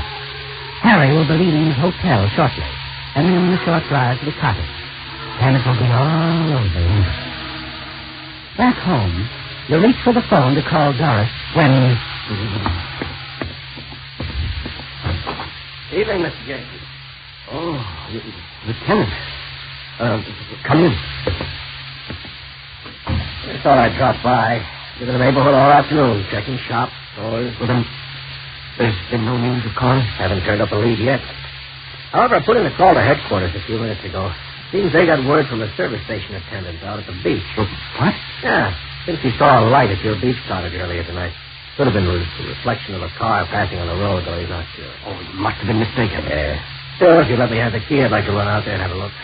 Now? Yeah. I'll have a squad car pick me up. No. What? Well, I mean, I'll drive you out there, Lieutenant. Oh. Well, I don't want to put you to this. Really? It's no trouble, and I'd like to go. Now, please. Okay. I'll call headquarters, let them know where I'll be. I'll get my car out of the garage.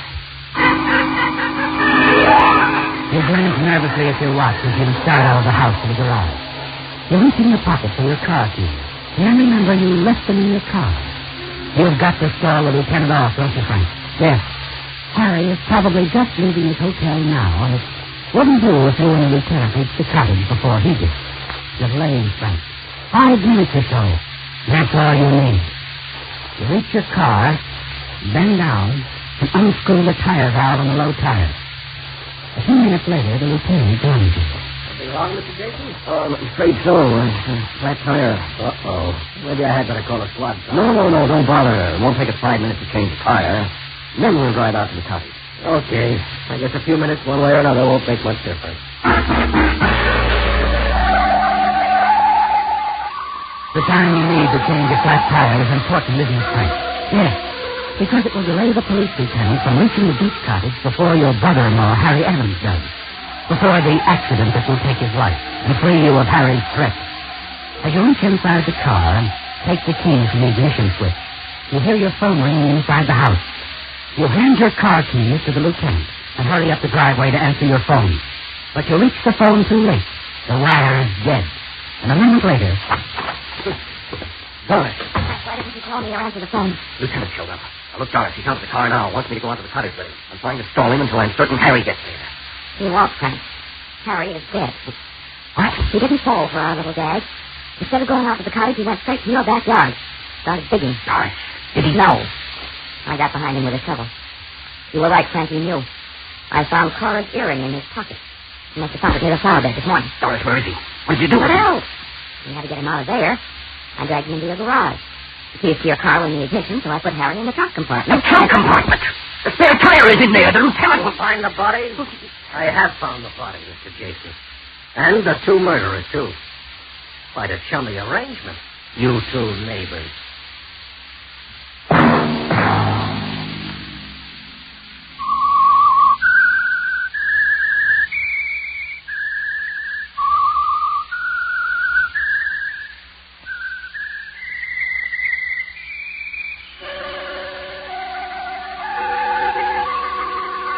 Featured in tonight's story were Bill Foreman as the Whistler, Les Tremaine, Alice Reinhardt, Lawrence Dobkin, and Eddie Marr.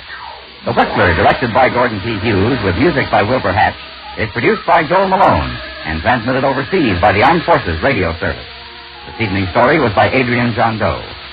The Whistler was entirely fictional, and all characters portrayed on The Whistler are also fictional. Any similarities of names or resemblances to persons living or dead is purely coincidental. This is George Walsh speaking and reminding you to listen again next week for another strange tale by The Whistler.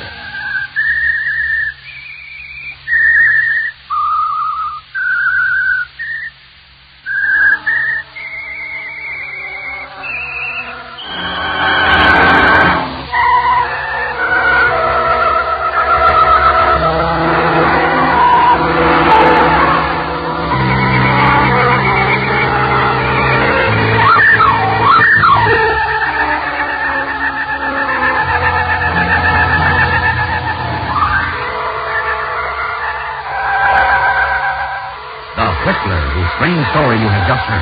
We'll be back next week with another tale from his never-ending saga. This is the United States Armed Forces Radio and Television Service.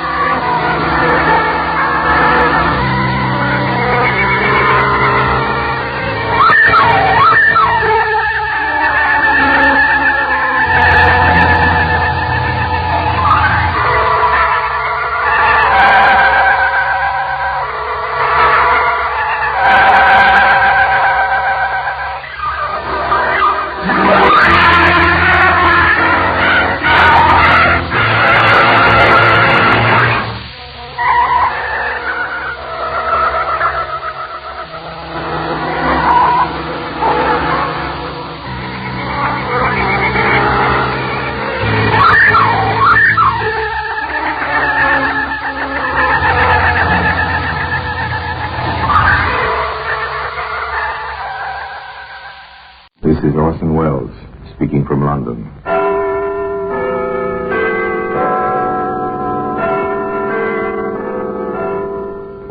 The Black Museum.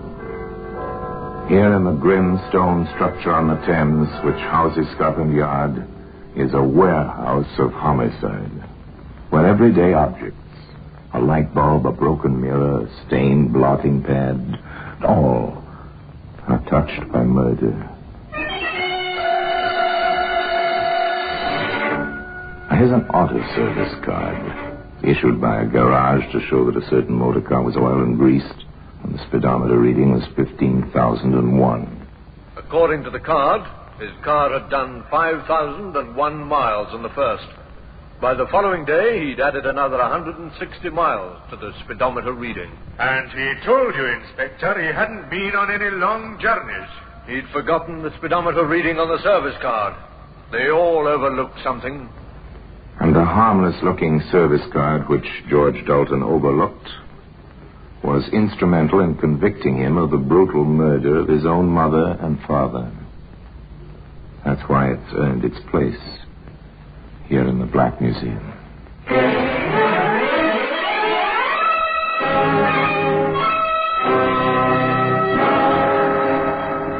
From the annals of the Criminal Investigation Department of the London Police, we bring you the dramatic stories of the crimes recorded by the objects in Scotland Yard's Gallery of Death, the Black Museum.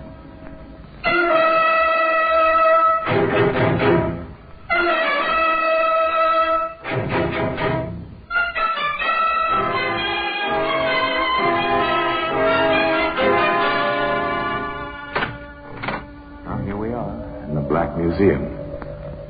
As beyond these stone walls, the life of London flows as ceaselessly as the muddy waters of Thames. Here, it's silent. Let us walk under the frieze of death masks, the masks of criminals of bygone days, suspended grimly under the ceiling. That glass funnel means nothing until we stop and read the card beside it. Once this funnel was used to pour acid over the body of a woman. Insignificant in itself, easily broken, but was strong enough to hang a murderer. And here's a pair of spectacles. Over there's a powder puff. And here's what we're after, the buff-colored service card. As I open the showcase and take it between my fingers, I ask you to come with me back to 1947.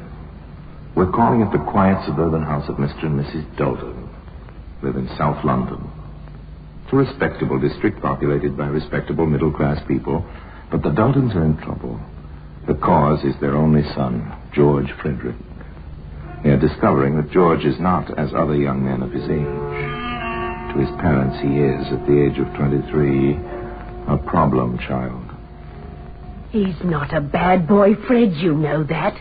But he just doesn't seem to settle down. I know his trouble. Oh, don't be too harsh on him. He won't work. That's what's wrong with the young devil. Oh, Fred. Well, how many jobs has he had since he came out of the army? I don't know. So many you lose count. And even the army couldn't do anything with him. Absent without leave half a dozen times. He spent more time in detention than he did on the drill square. Here he is. Oh, dear, he's upset again.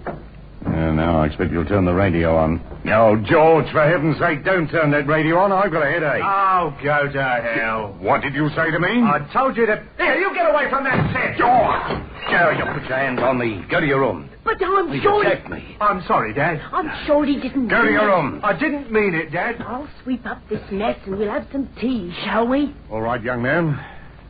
For your mother's sake, I'll forget it. But I'm getting straight on the telephone to my old friend Jim Spencer. He's got a jeweler's shop in Clapham, and he meets a lot of people. Maybe he can advise me about fixing you up with a job.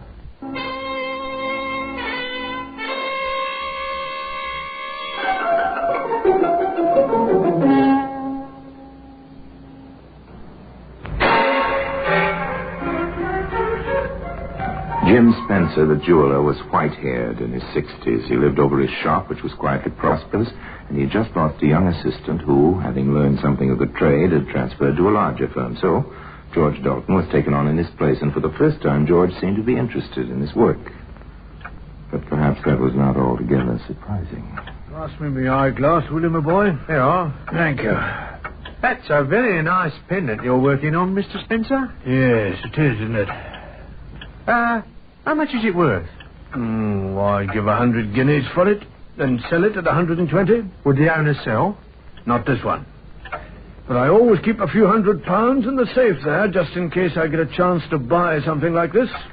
Now, where did I put those tweezers? To Mrs. Dalton's delight, her son was still working in the shop at the end of 6 months.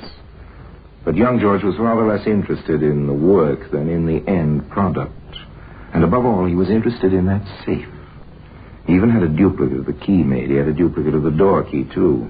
Perhaps he didn't quite know what he was going to do with his keys, but in a steamy cafe behind the bright lights of Piccadilly, he found a friend who had ideas.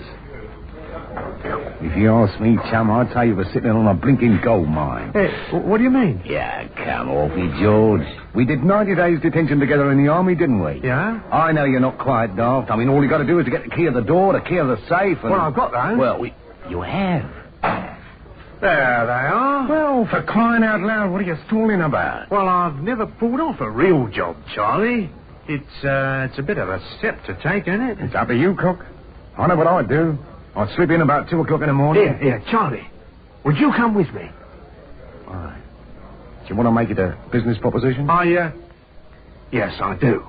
Look, if we broke in together... Quiet. Pay the bill. Let's get out of there. Okay. Here, where are we going? I'm taking her down to the Elephant and Castle. Meet Slash. We work as a team. He's the boss.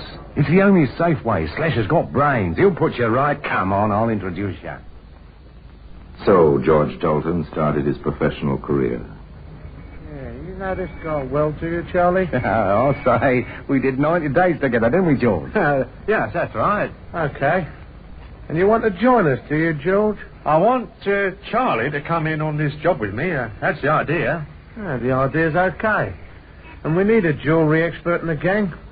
Forget this, pal. I'm the boss. And what I say goes.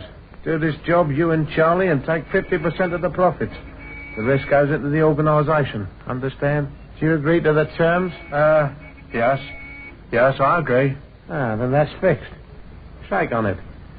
This clinches it. And remember, there's no funny business in this outfit. I suppose you know why the boys call me Slash? I think so. I carry a razor. Remember that, George. Not that I'd use it on you, but I thought I'd mention it in passing. George is okay, I've told you. Of course he's okay, and I'll fix up a car for you tomorrow night. A car? Yes, it's all part of the service. You're busting into the Spencer shop tomorrow night. So you've got all day tomorrow to fix the burglar alarms. And those burglar alarms took quite a bit of fixing. But by closing time, George Dalton had traced and snipped the wires. Putting on his coat, he wished his employer a dutiful good night, and at 11 o'clock, Mr. Spencer turned out his light in the bedroom upstairs and climbed into bed. 3 hours later, a stolen car turned quietly into the deserted street and stopped. Okay, scared, George. You got the keys? You bet. Okay, then in we go. Right. Where's the safe? Over here. Oh, okay, get to work. The old man's upstairs, isn't he? Yes. Heaven help the old fool if he wakes up and comes down. You got that safe open yet? No, the lock's a bit stiff. Here, Charles. Yeah? Shine the torch this way. Come on, what's it? Jumping Jakes, what the blazes are you doing? I'm sorry, I knocked a tray over. The clock made me jump. Here, let's get out, quick. Open that safe, you stupid swab. It's jammed, Charlie. Yeah, come on, let me have a go. You sure this is the right key? Of course I'm sure. Hey, look, Spencer will be awake now. We must get out. You idiotic clot, this isn't the right key. Yes, it is. And the lock's open. Pull the door. Look out, the old man's coming. Here he is. Who's there? Get him. Jeez! Get back! Grab what you can and run for it. Okay. I've got 2 trays of rings and some notes. Come on, let's get out. The jeweler was found, lying in a pool of blood. 10 minutes later. The neighbor who found him called the police immediately. But needless to say, there were no signs of the thieves, and they'd left no clues. And Mrs. Dalton stated that her son had been at home in bed on the night of the robbery. To the best of her knowledge, she was telling the truth. But 2 days later, her son visited his unfortunate employer and handed in his notice. Spencer, I just couldn't go on drawing me wages while the shop's closed and you're here in hospital. You're a good boy, George. I only wish you knew enough about the business to carry it on for me, but I thought it wiser to put the stock away in the bank in case those rascals came back. I only wish I could get my hands on them, the dirty swine. Well, luckily they didn't get away with anything worthwhile. What do you mean? I thought that you... What did you think, George? I thought they cleaned you out. No, I'm too old a bird to leave valuables in the shop safe at night. I take 'em all upstairs to a real safe.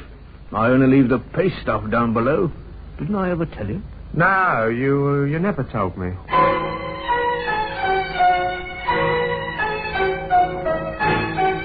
How much the old gentleman suspected, we don't know. If he did have any suspicions, he never had them. But Slasher was not so easy. Dalton, the expert in jewellery. Come here, George. I want to speak to you. What's the trouble, Slash? I'll tell you what's the trouble. You dirty double-crossing perisher. Think you can unload junk on me, do you? You knew these rings were duff. I didn't know. After working in the shop for 6 months, you didn't know where the real stuff was? Don't give me that. 2 trays of duff and a $5 in notes. You can't get away with it. Where's the rest? There isn't any more. Okay. I warned you. Here it comes. Put the razor! The slash of the razor across Dalton's left cheek unlocked the gates of an unquenchable hatred. With a flash of 6 inches of sharp steel, he became a killer, and he knew that the slasher must die.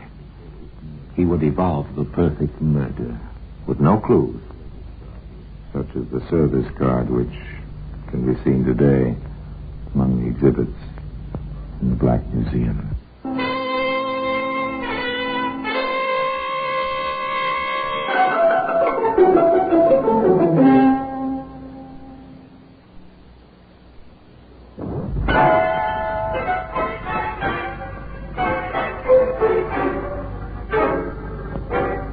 We return to Dalton, the killer. With blood still streaming from his cheek, he smiles at the slasher. And for the first time in his life, that individual is surprised, taken off his guard. Where's my officer there? Get out of here. You're not pretty. I've got your brand on me now. I've got to be one of you. What do you mean? You're a man of action. I like that, even if it hurts. Give me another chance. I'll do better next time. I never knew they made them so yellow. Get out. You stink. I've got a date here with a smasher and you might scare her away. Now scram. Here she comes. Henry, is that you? Right here, Toots. I never knew your name was Henry. Yet.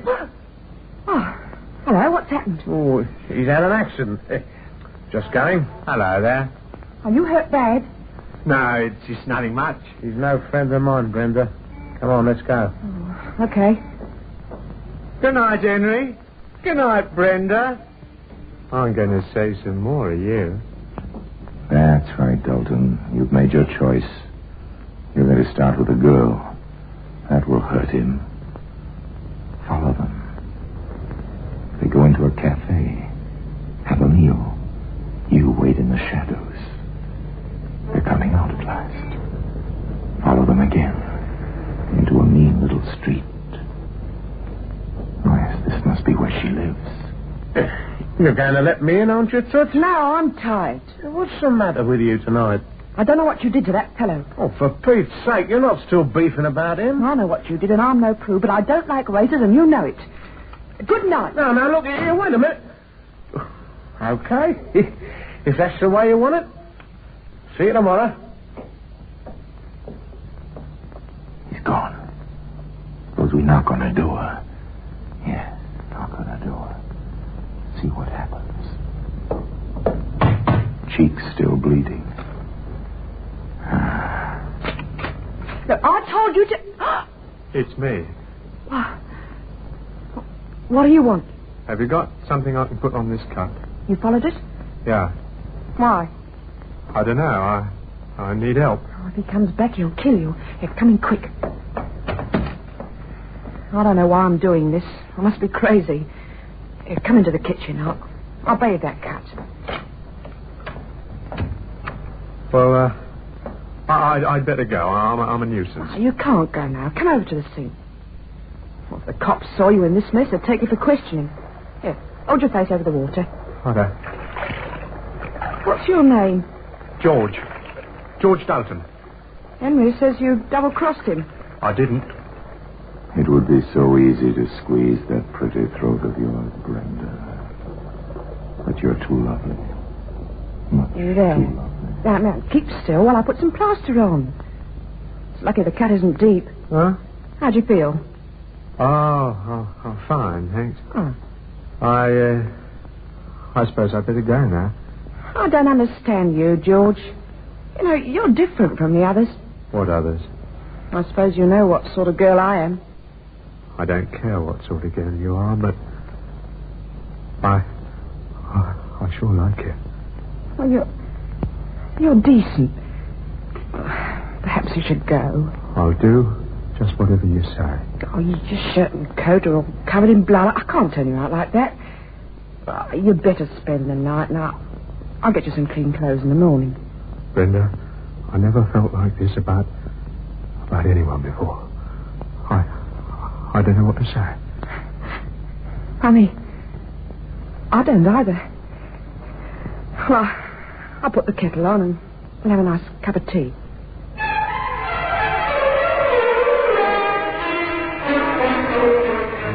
Tea.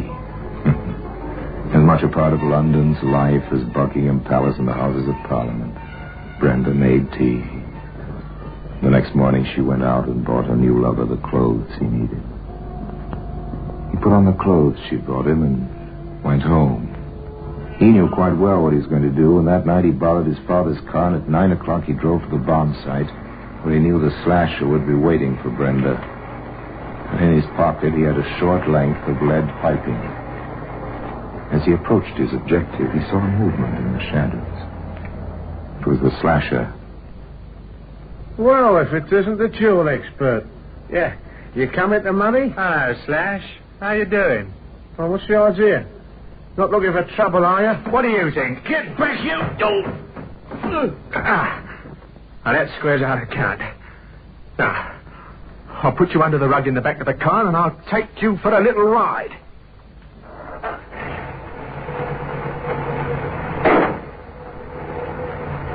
The little ride was to a deserted bridge over a railway. Dalton lifted his victim onto the parapet. Then he paused. Just before you go, I wonder how much you've got in your pocket. Anybody coming?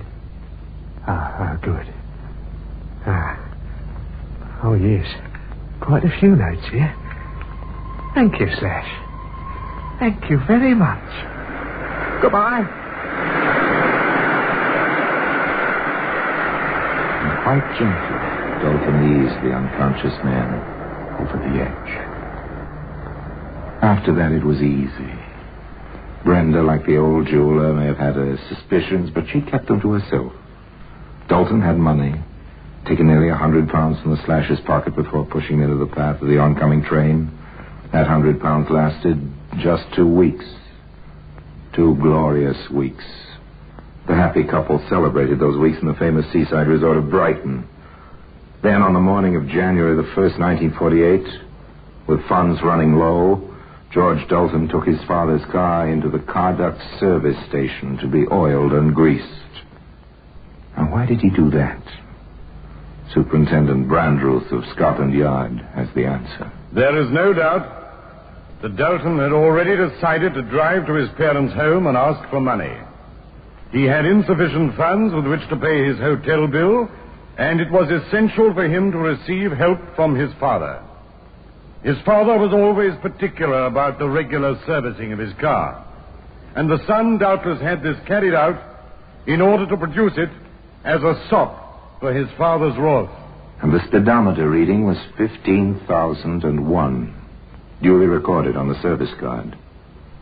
So George Dalton drove the 50-odd miles to his home on what was to be his fatal journey.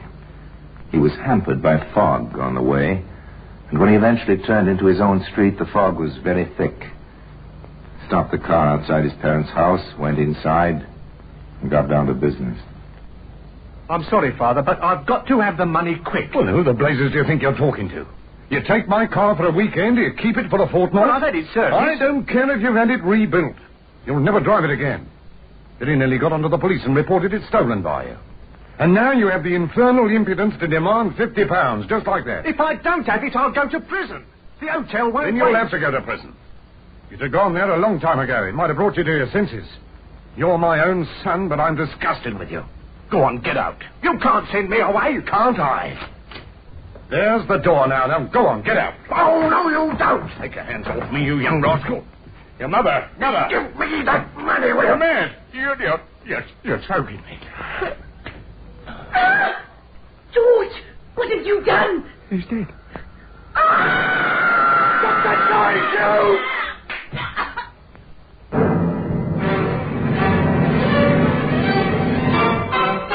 Dalton, apparently unimpressed by the enormity of his crime, left the murdered couple lying where they had fallen while he searched the house for money. He found just over £30 of his parents' savings. He drove the car into the garage, put his victims in the back, and covered them once again with a traveling rug. Then, as he cleaned the house and locked up after himself, as darkness fell, he drove to the nearest bridge over a railway.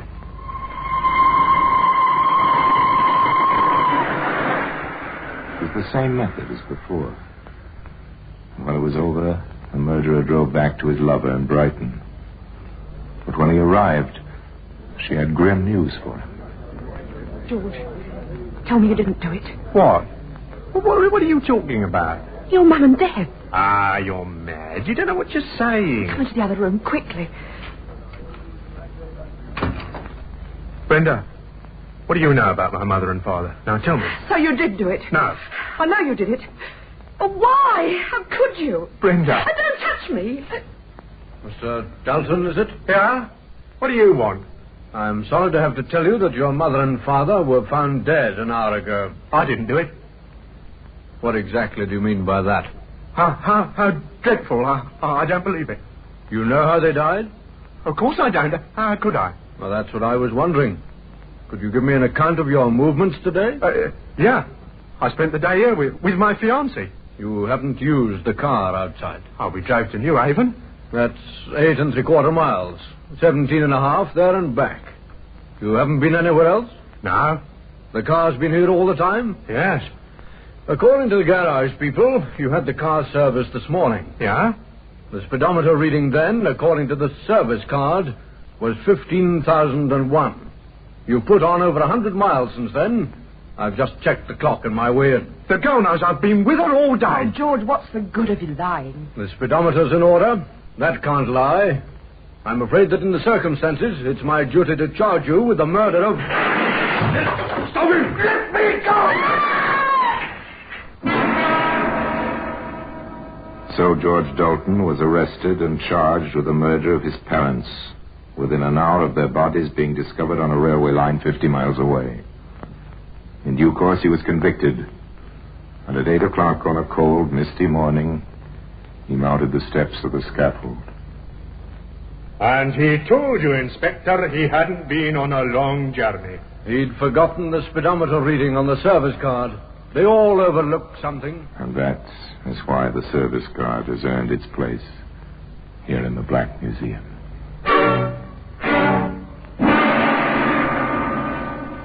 Orson Welles will be back with you in just a moment. You may be wondering how George Dalton was traced so quickly. When his parents' bodies were discovered, the police immediately went to the Dalton residence, expecting to find the son. Both the son and the car were, of course, missing.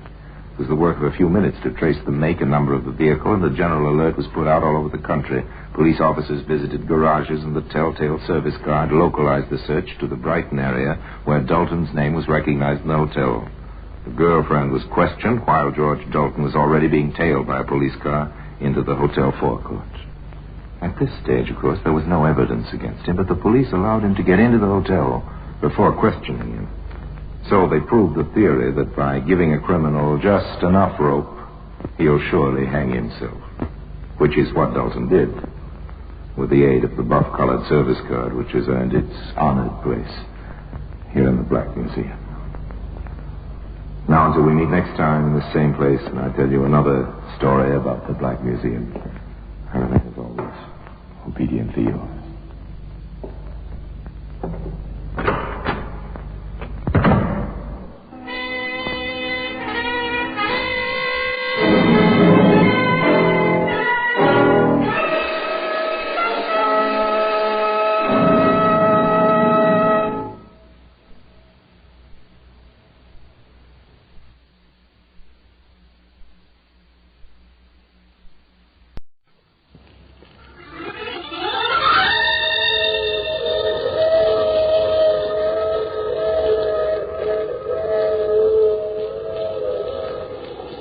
Mutual presents The Mysterious Traveler.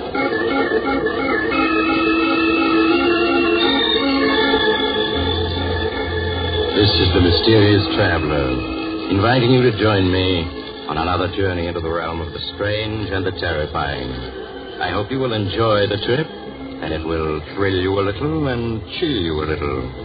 So settle back, get a good grip on your nerves, and be comfortable if you can, as you hear the story I call I Won't Die Alone.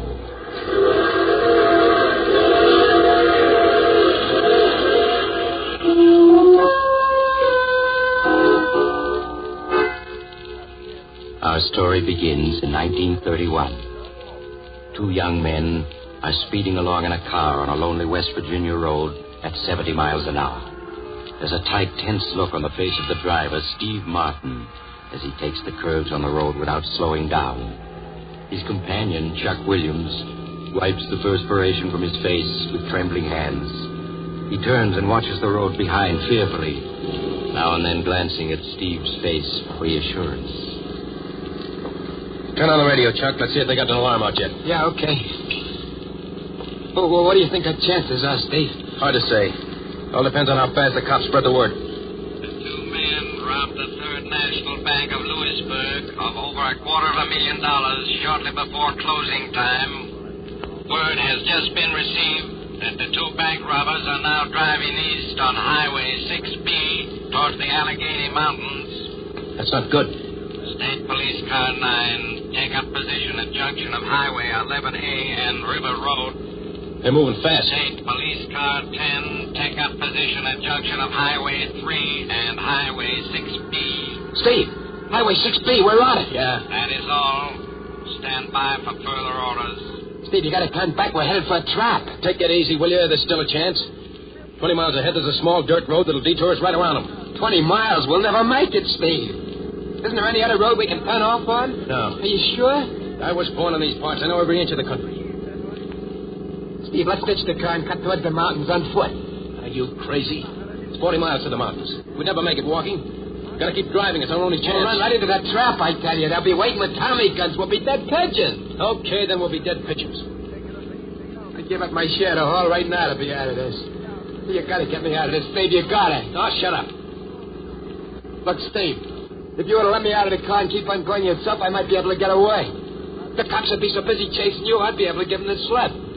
You lousy rat. Now, look at it my way, Steve. There ain't no use both are getting caught. That don't make sense. You're great when it comes to sharing the dough, but when the heat's on, you want out. Yeah, but I'm willing to pay for you can keep my share of the bank call. Now, that's fair enough, ain't it? Huh? Well, the good that dought'll do me if I get caught, but I'm sick of hearing you whine. All right, it's a deal. If I get through, the dough's all mine. If I don't, well, I don't. Thanks, Steve. Thanks. I'll never forget this. Come on, get out. Which way do I go, Steve? Head across the fields until you hit a small stream. Then head upstream for about 6 miles. There's a railroad water tower there. You ought to be able to hop a freight. Thanks, Steve. I'll be seeing you. Yeah. So long, Chuck.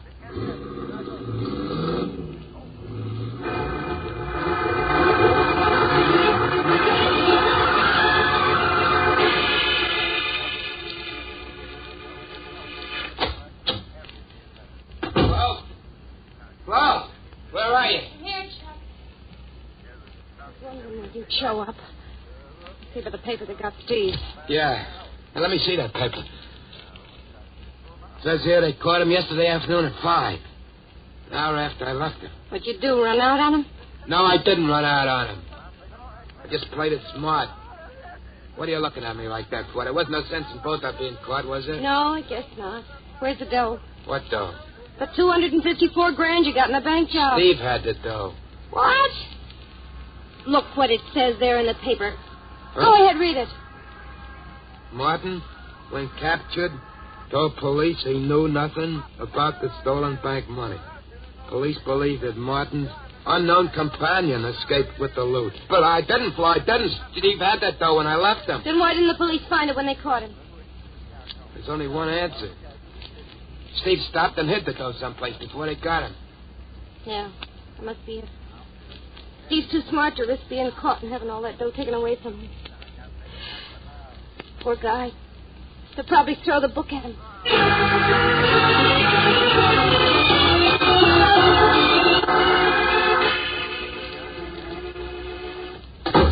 Where have you been so long? What happened at the trial?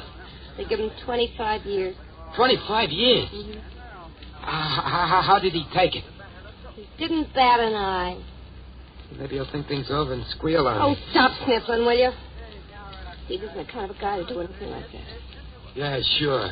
Why should he want to squeal on me? Besides, if he did, the cops would find out that I didn't have the bank, though. That it's Steve who got it. He wouldn't want that to happen. Sure. Why, with good behavior, he'll be out in 18 or 19 years. And he'll have all that dough hid. I'd rather have the 18 or 19 years, no dough.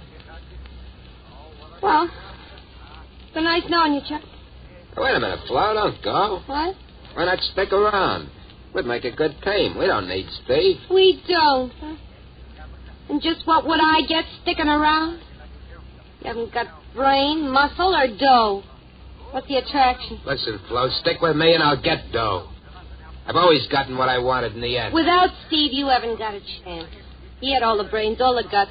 Yeah, and what did it get him? You notice I ain't behind bars. And I'll get that big dough yet. 3 cheers. When you do, look me up.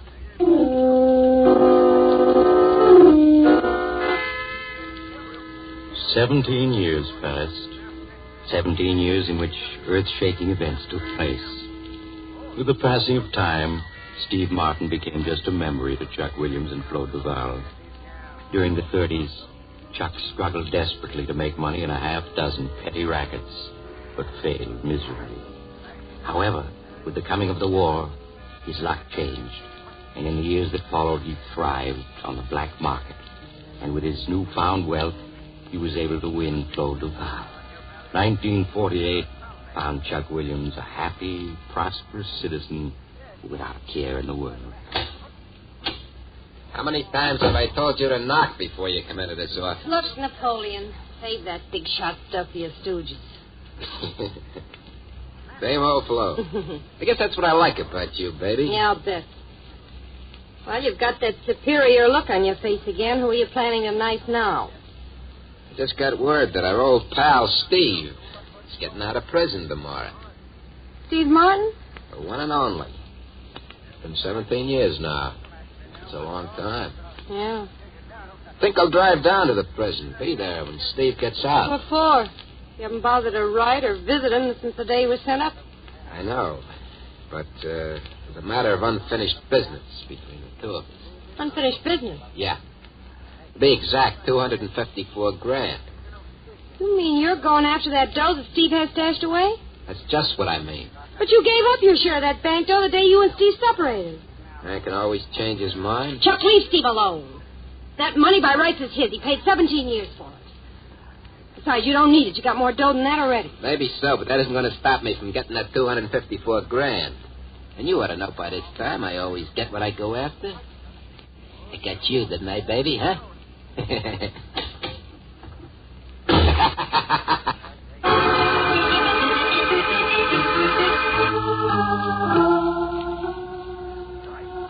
And remember, baby, when those gates open and Steve comes out, let me do the talking. Don't worry, I will. I don't want any part of this dirty. Relax, baby, relax.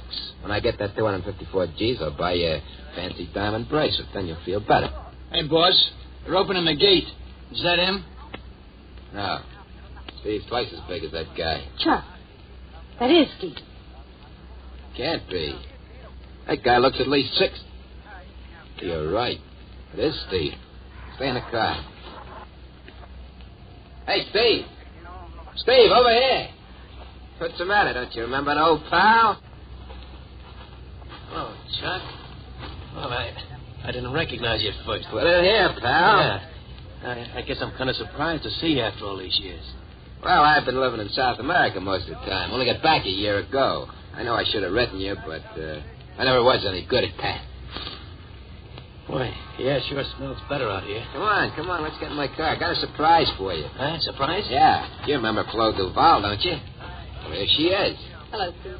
Hello, Flo. Hey, it's nice seeing you again. Come on, Steve, get in. We're driving you to town. Thanks, Chuck.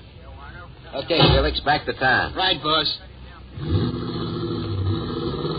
You don't look well, Steve. It's just this prison parlor, Flo. And 17 years.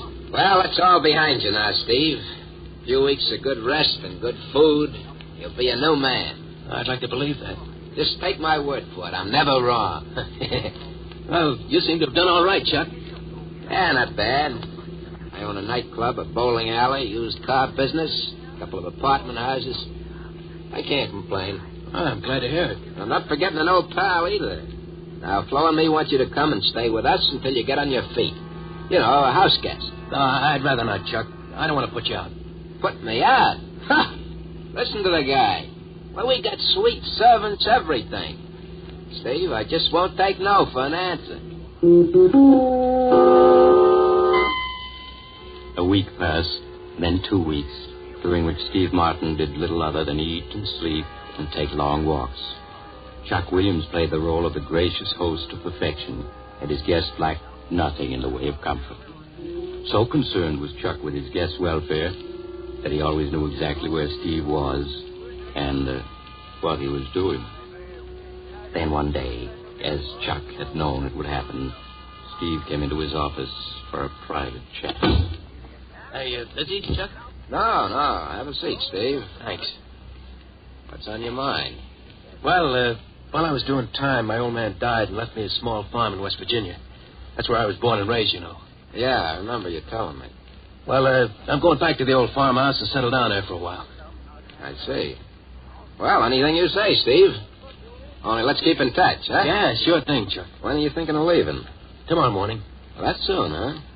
Well, we'll have to have a little farewell party tonight, okay? Yeah, fine. I'll see you later. Right you are.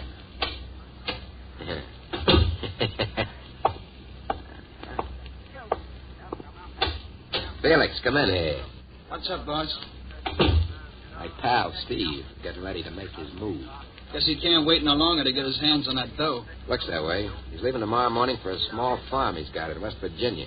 West Virginia, huh? Yeah.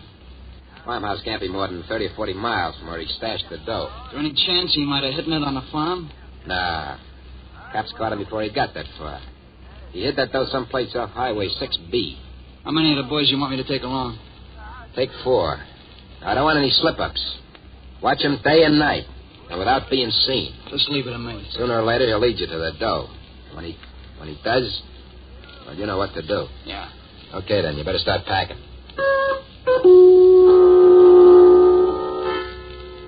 The next morning, when Steve Martin took a train for West Virginia, 2 very inconspicuous men were seated at the other end of the coach he was riding in. They watched him get off the train at an all but deserted station in West Virginia and made no move to follow him. As the train started off, Steve hired a car to take him to the farm he'd inherited. And it was dusk when he finally reached the deserted farmhouse. On a heavily wooded hill 100 yards away, Felix and a companion watched through field glasses as Steve lit a fire in the farmhouse and prepared to settle down for the night. In the days and nights that followed, Felix and his men took turns watching Steve Martin's every action. And every evening, Felix would phone Chuck Williams and report that Steve hadn't made a move as yet.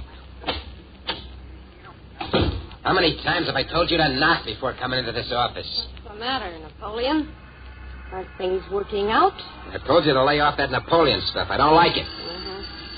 It must be Felix. Hello? Hello, boss. Felix. Well, what's happening? Nothing. He still hasn't made a move. All he does is fish and raid. What about visitors? He hasn't seen anyone since the day he got here. Are you sure you didn't give me the slip during the night and get the dough? Not a chance. I got 2 boys watching the house at night. Well, maybe he knows he's being watched, and that's why he hasn't tried anything. I'd bet my last buck he hasn't spotted us. Nothing ever goes right unless I'm running the show. I'm leaving tonight for West Virginia. I'll see you in the morning. Okay, boss. I'll be expecting you.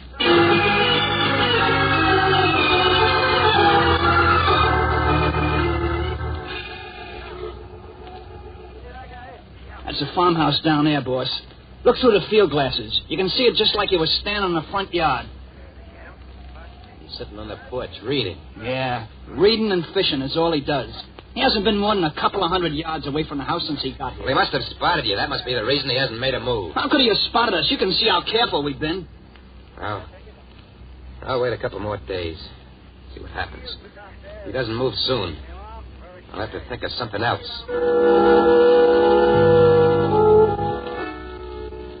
Leaving Felix to continue his watch over the farmhouse, Chuck returned to the village and registered at the village inn. The hours that followed dragged interminably, and the hatred that Chuck felt for Steve Martin grew with each passing hour. In the evening, Felix drove into the village and reported that nothing new had occurred. 4 more fruitless days went by. Chuck Williams was unable to contain his fury any longer. He got into his car and drove to within a half mile of the farmhouse, then walked the rest of the way to where Felix and his men were hidden on the hill. Boss, what are you doing here? I got tired of waiting. You better get down, boss, or Steve Martin's liable to spot you. Forget that. We're through playing a waiting game. We're going to move in on him. Move in on him? Yeah. Maybe after a light workout, my pal Steve will be willing to tell me where he stashed the dough. Ah, that sounds more like it. I never did go for this cat and mouse game. Before we're through with him, he'll be begging to tell us what he knows.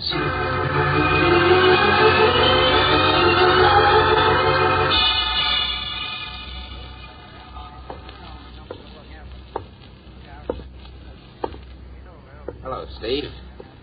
Got lonesome for you. Decided to pay your call. I thought you'd get around to it sooner or later. You don't sound very glad to see me. That's a fine way to act towards a pal who was your host for the last 3 weeks. Didn't I treat you right? Yeah. That's what made me figure I hadn't seen the last of you. What do you want? I'll give you one guess. I haven't got it. I know you haven't, but you know where it is. So what? That money belongs to me, not you. That's where you're wrong, pal. That dough belongs to the guy strong enough to get it. That's me. Okay, then you go ahead and get it. Should I let him have it, boss? That's not up to me, Felix. That's up to Steve. Well, pal, you gonna dig up that dough for me? No. You're not as smart as you used to be. You know I'll get what I want in the end. I wouldn't count on it. Okay, Felix. I guess it's up to you and Slim now. Don't talk. Won't you, pal? That's it, pal. Try getting on your feet. Here, let me help you.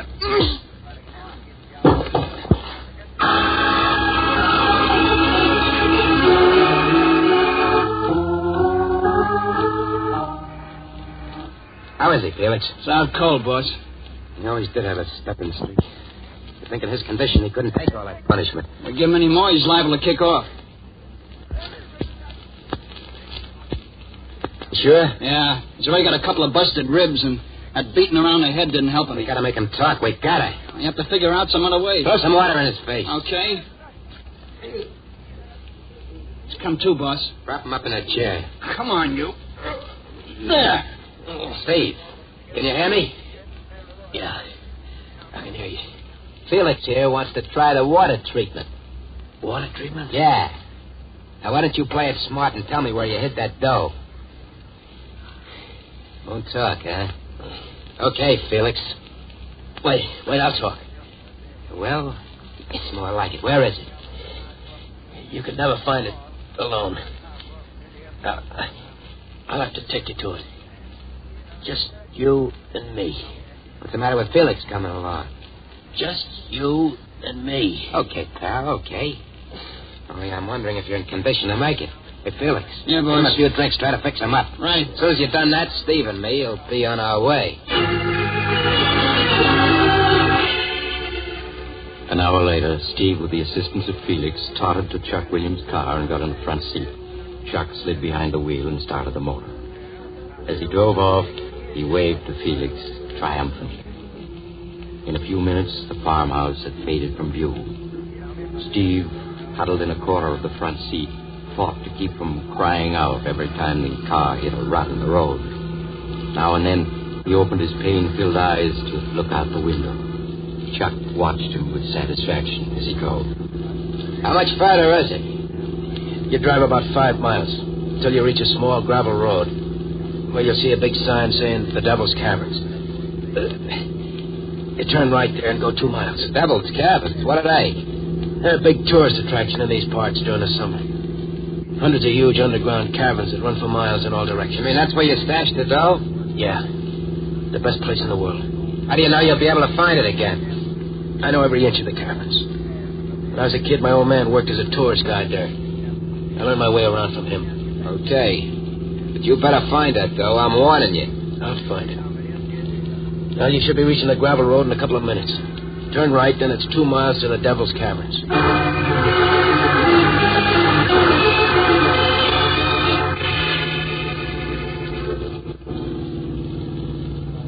This is it. Park the car in that shed over there. Place sure looks deserted. Well, no one ever comes here until June. Is that the entrance to the caverns, that door set in the rock? Yeah. You'll have to shoot the lock off the door. Is this okay? Yeah.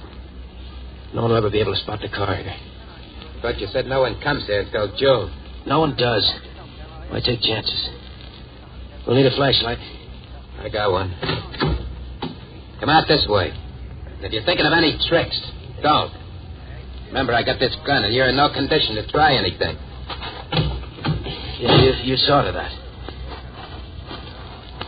How come you didn't hide out here when the cops were after you? Well, there wasn't any place to hide the car. Shed wasn't here 17 years ago. Tough. Never saw such a lonely-looking place. Yeah. Well, you ought to be able to blow this padlock off at one shot. You better stand over there. Yeah, that does it.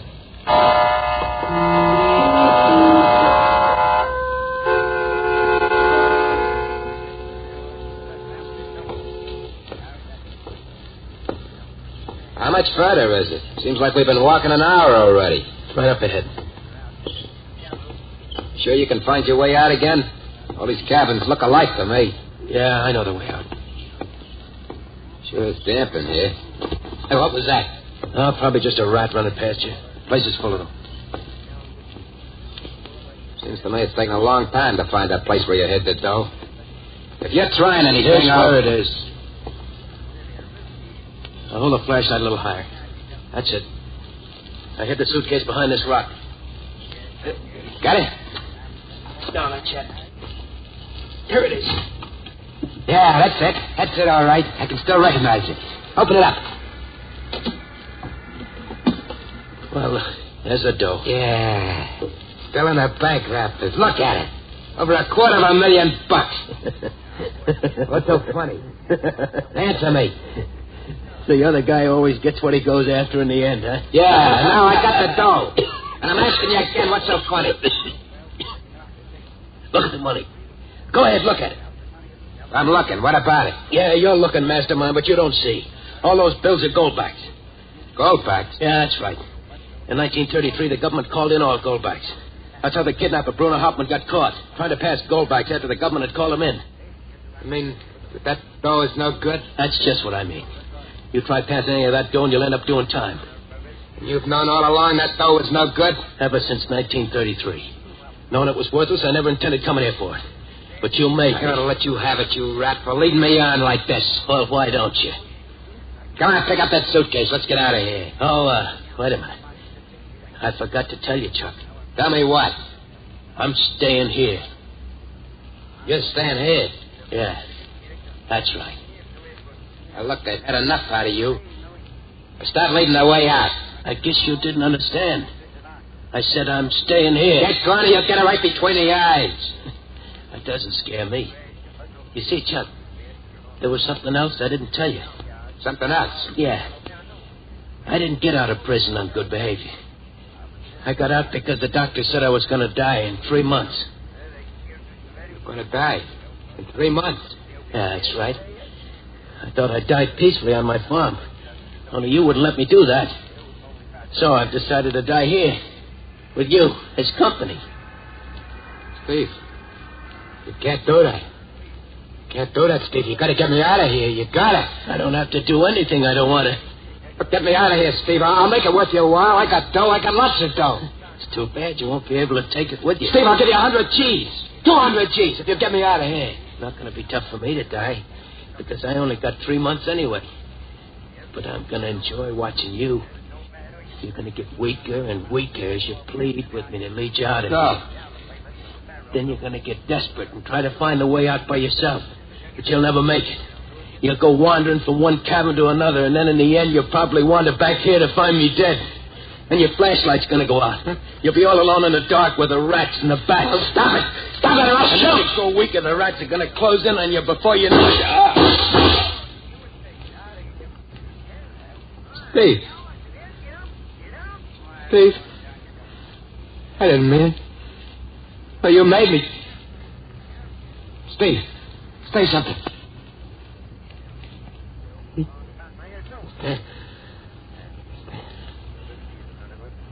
Gotta get out of here. Gotta get out of here. Help! Help! Help!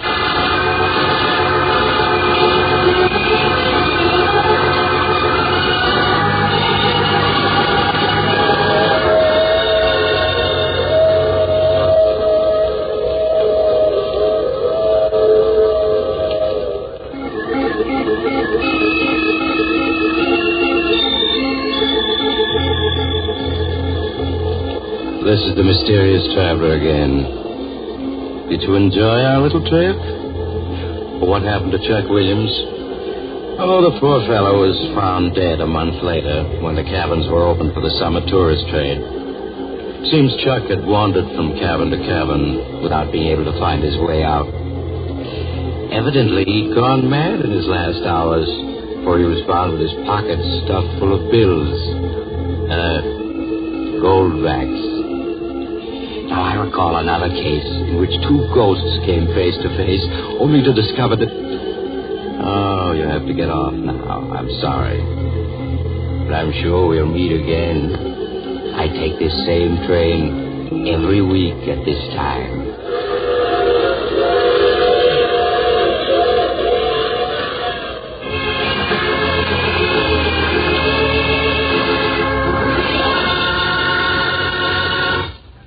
You have just heard The Mysterious Traveler, a series of dramas of the strange and terrifying. In tonight's story, all characters were fictional, and any resemblance to the name of an actual person, living or dead, was purely coincidental. In the cast were Maurice Tarplin, Joe Julian, Art Carney, Elspeth Eric, and Alan Manson. Original music was played by Paul Taubman. The Mysterious Traveler is written, produced, and directed by Robert J. Arthur and David Cogan.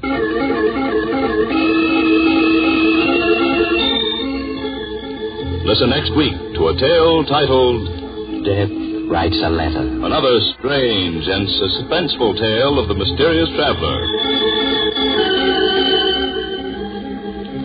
Don't miss the chilling tale titled 7 Casks of Death, written by Maurice Tarplin, your mysterious traveler, which appears in the current issue of Dime Mystery Magazine, now on sale at your local newsstand.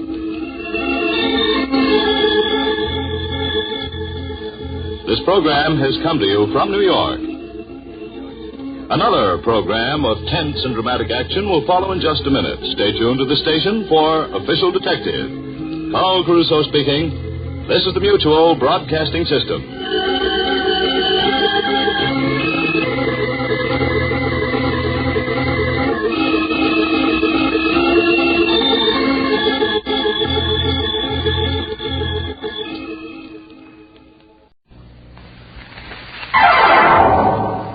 Strange Wills. Starring the distinguished Hollywood actor Warren Williams, and featuring Lorene Tuttle and Leo Cleary, with Howard Culver and an all-star Hollywood cast. Original music by Del Castillo.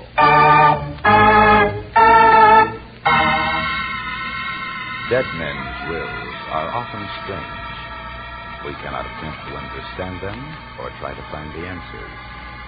We can but tell the story. This is Warren Williams bringing you the story of Miser's Gold. But first...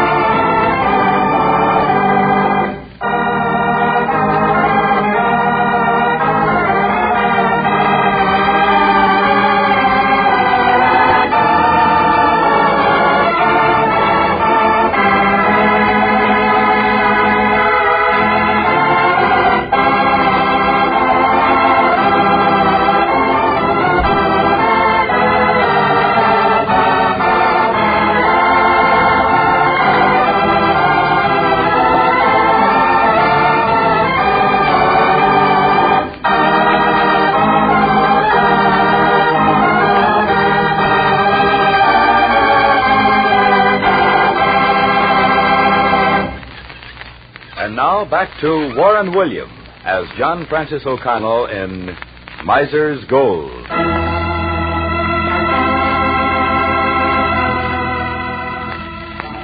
Of all the strange, weird characters I've had the pleasure to represent in probate matters, none, I think, ever can measure up to the caliber of Old Nick, gold miner extraordinary. I saw him for the first time on a cold March morning when he came up to my office for legal advice. He wore neither hat nor overcoat, and his toes, blue with cold, were sticking out of his broken shoe. He was a cat. I'm an old man, sick man, and I want to know what happens to your money when you kick the bucket. Well, Nick, under the law, it goes to your next of kin. If you have a wife and children... But I ain't got no wife and kids. Well, then to your blood relatives. That is, of course, if you die without making a will. And if I make a will? Then to whomsoever you name as beneficiaries, Nick. I only got one sister and two brothers. Well, you've answered your own question. But I don't want them to get my money. I take them. Well, how about some charity? No. I ain't going to give my money to no strangers, neither. Well, Nick, one thing is certain. If you have any money, you can't very well take it with you, can you? No, that's right. I can't take it with me. But then, I ain't going to give it to no strangers. And I don't want... I'll think it over, Mr. O'Connell. I'll think it over. Now, how much do I owe you? Owe me? For that small consultation? Nothing, Nick. No, Mr. O'Connell. That ain't how I do my business. I pays for what I get. I'll take this paper bag and keep what's in it. And when I make up my mind, Mr. O'Connell, I'll get in touch with you. Very well, Nick. Good day to you. Bye, Mr. O'Connell. Bye.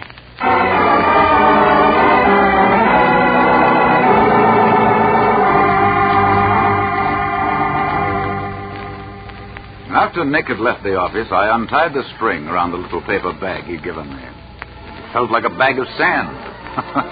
Maybe old Nick was a beachcomber. I poured the contents out on my desk. Great fear. What couldn't be true. But there it was. Yes, Mr. O'Connell? Marie, has that old character gone? Yes, I'm still fumigating the room. Come in here, Marie. Well, I'll be blessed. Will you asphyxiate it, too? Look here on this paper. Don't tell me. Let me guess. Well, at least it looks like gold. Right, Marie. A little paper bag full of pure gold dust. That old codger gave it to me. And he looked like a pauper. And smelled worse. But who is he? Why the gold? Well, that's the strange part of it. Would you believe it, Marie, if I told you... Tell me what, Mr. O'Connell? Well, I only know him by the name of Nick. I don't even know where he lives.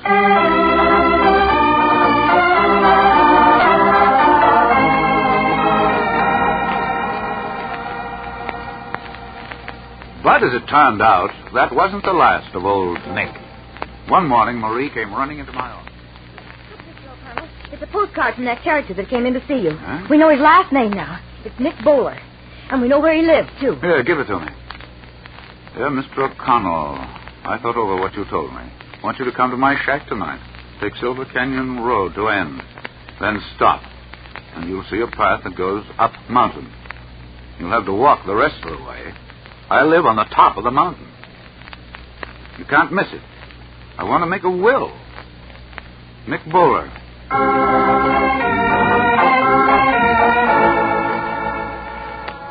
Later that night, Marie and I set out for Nick's shack in the mountains. Who was this Nick Oboler? Had he more gold? Well, that seemed to be the inevitable conclusion. In any event, the next few hours would be decidedly... Well, Mr. O'Connell, you've already had your bag of gold. Maybe after I transcribe all of your notes tonight, you'll give me one, too, huh? Maybe. But don't have any high hopes, Marie. This Nick is certainly a crackpot. Well, maybe he won't have a dime. Probably gave you his life savings. But how do you think he ever got the gold dust? Oh, maybe he's a prospector. Well, here we are. This looks like the end of the road. Oh, Nick said when you get here, right here, to stop. We couldn't go farther if we wanted to. Now then, let's find that path. Oh, I never knew there was such a deserted place in the whole world. Well, it's dark, isn't it? Now I'll turn on the flashlight. Mm-hmm. Oh, there's the path. See over there to the right? Yeah, that must be it, all right. Well, are you ready for a good climb, Marie? I didn't wear these pedal pushers for nothing.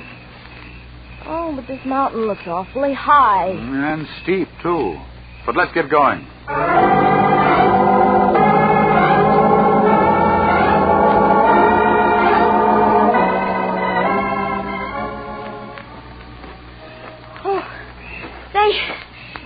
How about resting for a minute? This is the charge of the Light Brigade, you know. Phew. Guess maybe you're right. Isn't there any end to this? We must be near the top. Can't be much farther. Suppose I give out with a few yoo-hoos. Maybe he'll hear us and show us a shortcut. Not a bad idea. Try it. Hello? Hello? Well, that ought to wake the dead. Let's see if he heard us. Oh, listen to those dogs. Hey, wait a minute. This might be serious. They're coming this way. I think this is where we start our return trip. We couldn't make the car before they caught up to us. Yes, but we might be able to get up in this tree. All right, quick. Here, give me your foot. Take them both, but get Now up then, there. now then, up you go. Oh, I'm up. Now you hurry. Here, up I come. Something, get up here. Here I come. Well, just in time, too. Get back to the house. That must be old Nick. Well, here we are, Nick. Up here in this tree. The dog is busted out when they heard a woman's voice. See, they don't like women. I'm about as popular as a polecat. Now, just a moment, Nick. I'll jump down. I brought my secretary along to take notes, Nick. Miss Humphrey. You know Nick, of course. Well, if one of you gentlemen would please disengage me from this tree. I'm sorry. Here, give me your hand. Oh, for the days of Sir Walter Raleigh. Now then, down you come. Ooh. I'm glad you got here, Mr. O'Connell, both of you. Let me lead the way. It ain't far from here. Well, Marie, are you ready to begin climbing again? Lead on, Macduff. After this workout, I'll be ready to play ball with the Dodgers.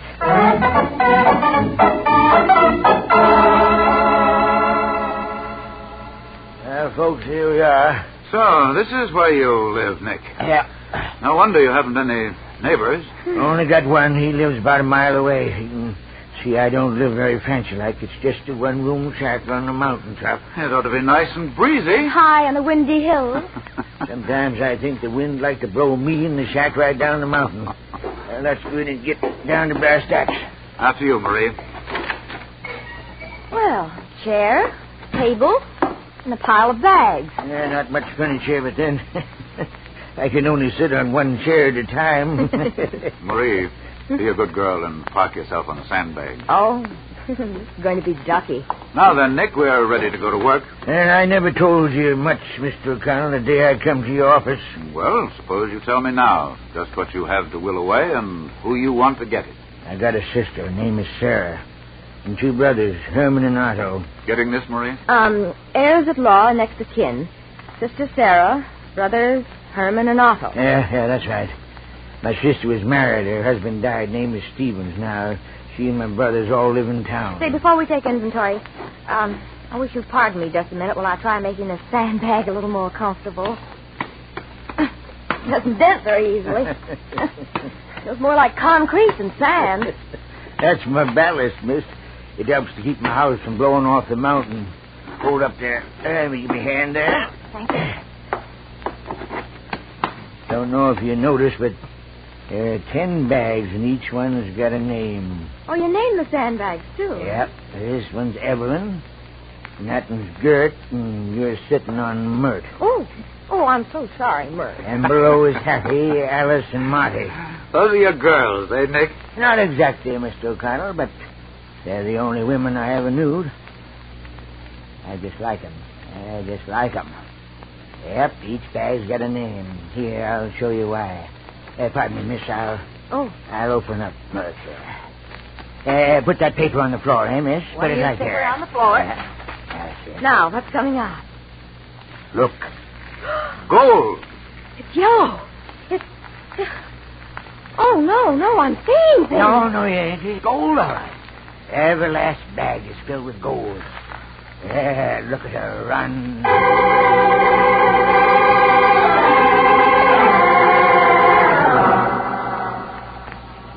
Later, when I recovered my composure and Marie got over her shock, Nick told me his story. You want to know how I got my gold? I'll tell you.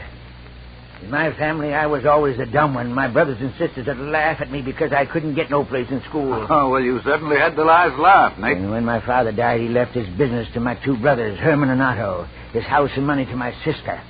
And to me, he just gave me a mule that he used in his business. Her name was Annabella.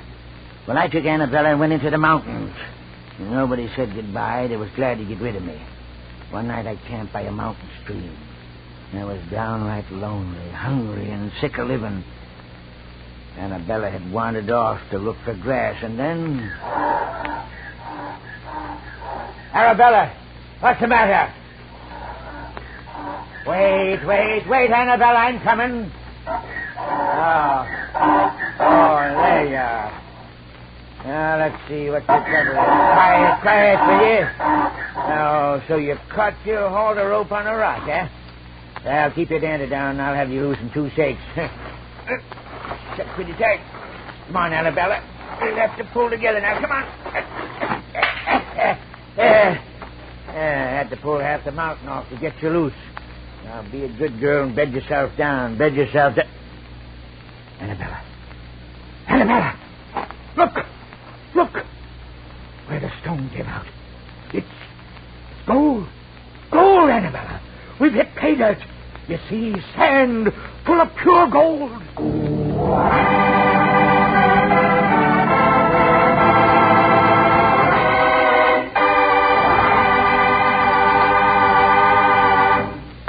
Part 2 of Strange Wills, written by Ken Crepine and directed by Robert Webster Light, will follow in just a moment. But first, a word from your announcer.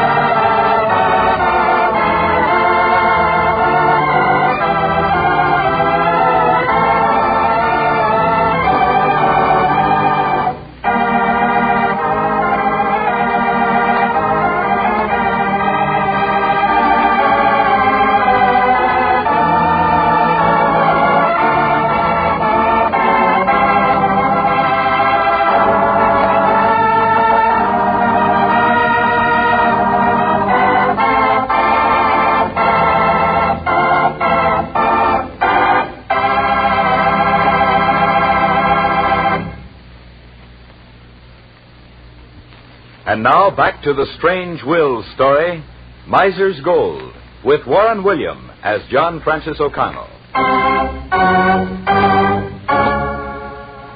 And in these bags, Nick, is what you got out of your placer mine? Yeah, Mr. O'Connell, I filled 10 bags with gold, I did, and then it ran out. But it was enough. Took me over 5 years to get. Every night when I come in from the diggings, I'd let the gold dust run through my fingers. And when I filled each bag, I'd give it a name, kind of like a friend. I wish I had some friends like that, Nick. I'd settle for even one. Marie. Well, girl can wish, can't she? Well, then my mule, Arabella, died. Buried her next to the mine. Got kind of lonesome and figured I'd pay a visit to my kinfolks. Thought maybe the years had softened them up. I was ready to share my gold if they was decent to me. I went down to the city.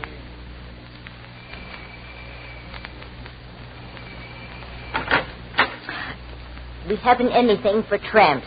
Yeah, but I ain't a tramp. Sarah, don't you know me? No, you. Why, you're Nick. Yes, Sarah. I'm your brother, Nick. Well, what do you want? I thought I'd sort of pay you a visit, Sarah. I'm rich now. You rich? Oh, you're crazier than ever. Now, wait a minute here. Take this $5 bill and go away.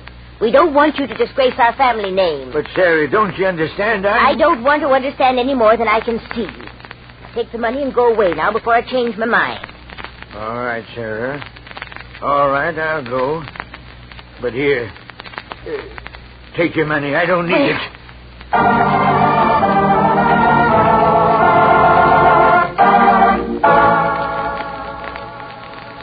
But news news about my strike spread like wildfire through the town, especially when I paid my bills in gold.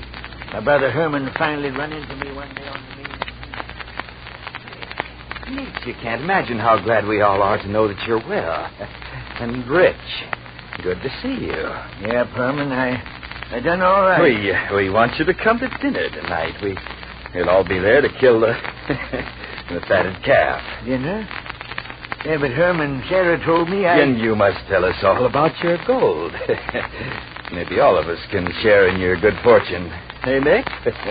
After all, we are your blood relatives. Sure, come on over for dinner. About 7, huh, Nick? All right, Herman. I'll see you all tonight.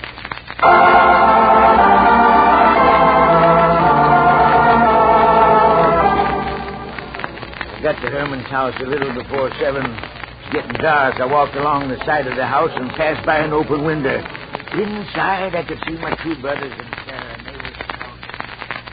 You made arrangements with the judge, Otto? Now, Sarah, everything is taken care of. After he leaves here tonight, he'll be picked up as a baby. Isn't that right, Herman? Yes. The judge promised to give him a hearing right away. And see that he's committed to an asylum. Yes. And Otto, as soon as we find out where he lives, we'll just go out there and take possession. Of course. Meantime, one of us will get appointed as conservator of his estate. Does that mean anything to you, Sarah? It will if we can find this gold. We must have a lot of it hidden away somewhere. We'll find out where it is. Nick was always too dumb to be rich anyway.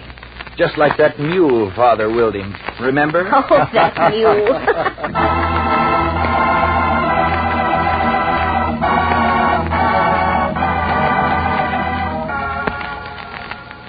I come back to the hills, and I ain't never seen him since. Well, Nick, I can't really blame you for not wanting to leave them your fortune. But if you don't, it'll have to go to other people. I know. For 6 months, night and day, I've been trying to figure a way of giving it to them. And still making sure they can't spend it. Huh? Yeah, but I guess it can't be done. They're bound to get it one way or another. I want you to make my will. Giving my kinfolk everything. I'll take care of the rest. Yeah, I'll take care of the rest.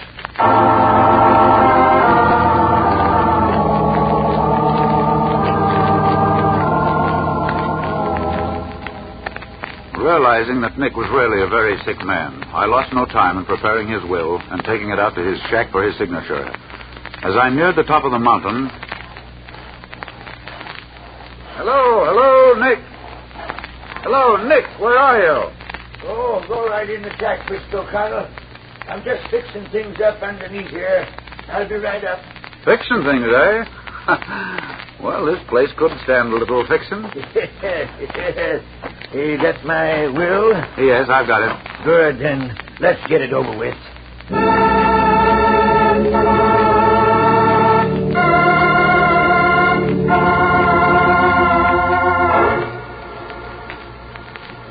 Old Nick must have had a premonition of what was coming, because just a few days later, he was found dead in his cabin by his only friend and neighbor on the mountain. His neighbor called me immediately, as Nick had instructed him to do. After reporting Nick's death to the proper authorities, I called his sister, Sarah.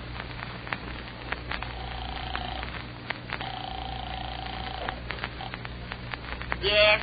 Are you Mrs. Sarah Stevens? Yes. Who is this and what do you want? This is John Francis O'Connell, attorney at law. You have a brother named Nick? Yes, what about it? He asked me to call you as soon as I was informed of his death. Dead? Nick's dead? When? Where? I am informed that he died sometime during the night. A neighbor found his body this morning. Oh, where? In his house. He lived in the little shack on top of the mountain at the end of Silver Canyon Road. Did he turn over anything to you? No, nothing has been turned over. That, of course, will have to be done through legal channels. Well, now, look here. He was our brother, wasn't he? What he had belongs to us. Herman, Otto, and me are his only relatives. Yes, I know. So what immediately and take possession of his property? The end of Silver Canyon Road, you say? I wouldn't advise that for 2 reasons. First, certain legal steps will have to be taken. The coroner will have to examine the body, and then provision will have to be made. All right. So you've advised us. You've done your duty. But just let someone try and stop us from going. What he's got belongs to us, and Mr. We aim to get it. Well, What a charming female. I could see greed coming right out of the telephone. I wonder why old Nick insisted that you call her as soon as you found out he was dead. The cinch he didn't want those 3 vultures to get his gold that quick. No, he should have known there'd be no stopping them once they heard the news. No stopping them is right. I bet they're on the way right now. I wonder, Marie. I wonder if old Nick didn't want them to get there first. What? But why? Well, what did he say the last time you saw him? How did he feel about it the day you went out there to have him sign his will? Well, he didn't say anything. Felt fine as far as I could see. Yes, I remember he was all smiles. Had a saw in his hand when I met him. What was he doing? Trimming the shrubbery? He might have been trimming his beard for all I know. Wait a minute. Marie, wait a minute. What's the matter, Mr. O'Connell? You look sick. I am sick, Marie. Get your hat and coat. Well, wait a minute. What's the matter? No time to talk now. Come on. We've got a trip to make, and every second counts.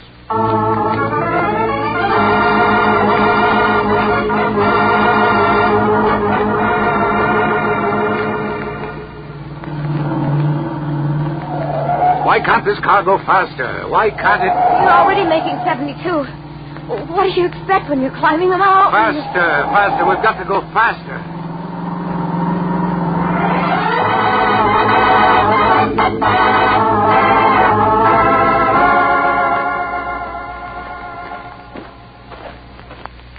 Almost.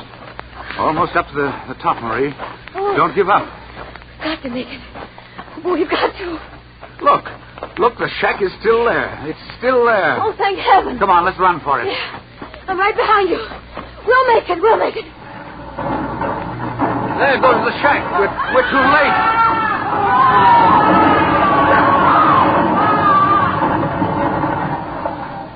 There's old Nick's answer, just as I feared. You were right. Oh, how horrible, Mr. O'Connell. I can't believe it.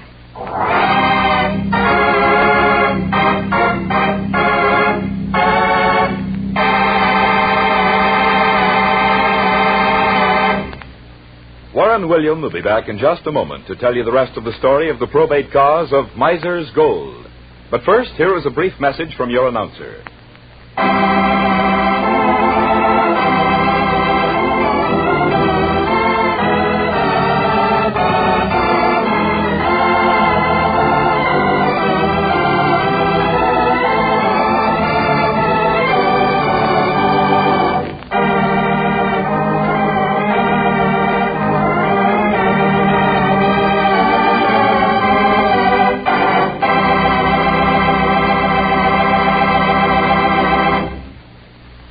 And now again, here is Warren William as John Francis O'Connell.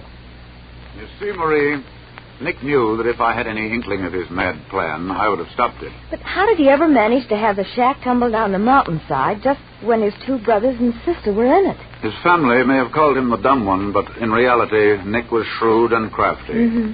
He knew all about the stress and strain of timbers from his experience working his mine. He knew, too, that Sarah, Herman, and Otto were greedy. Oh, yes. That they would rush out to his shack to find his hoard of gold the minute I let them know old Nick was dead.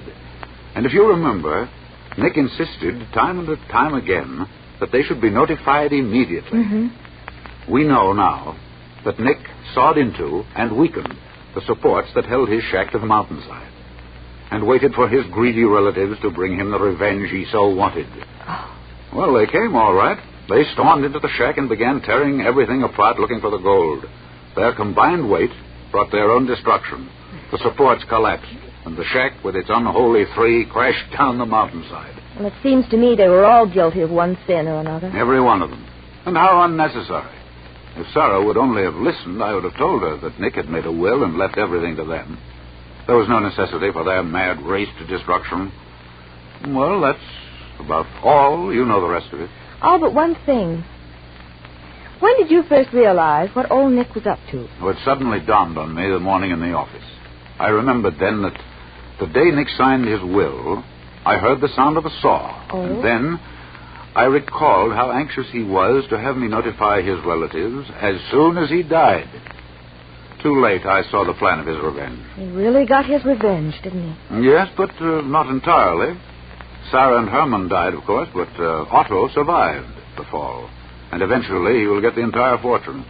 You see, Marie, old Nick never learned that 2 wrongs don't make a right.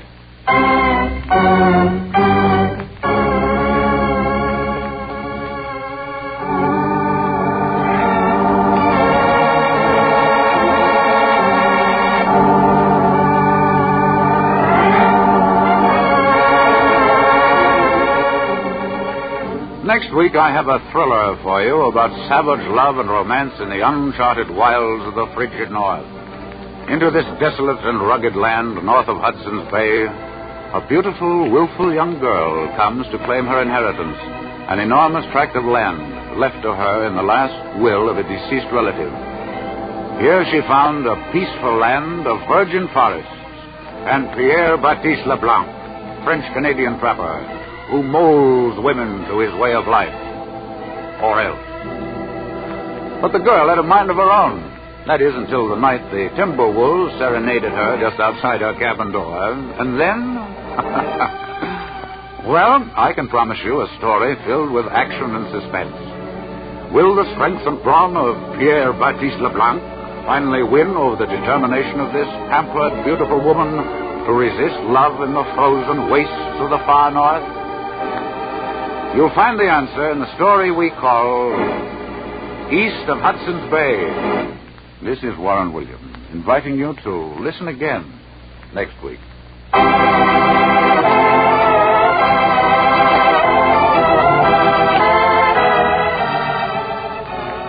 Strange Wills is a Teleways feature produced in Hollywood.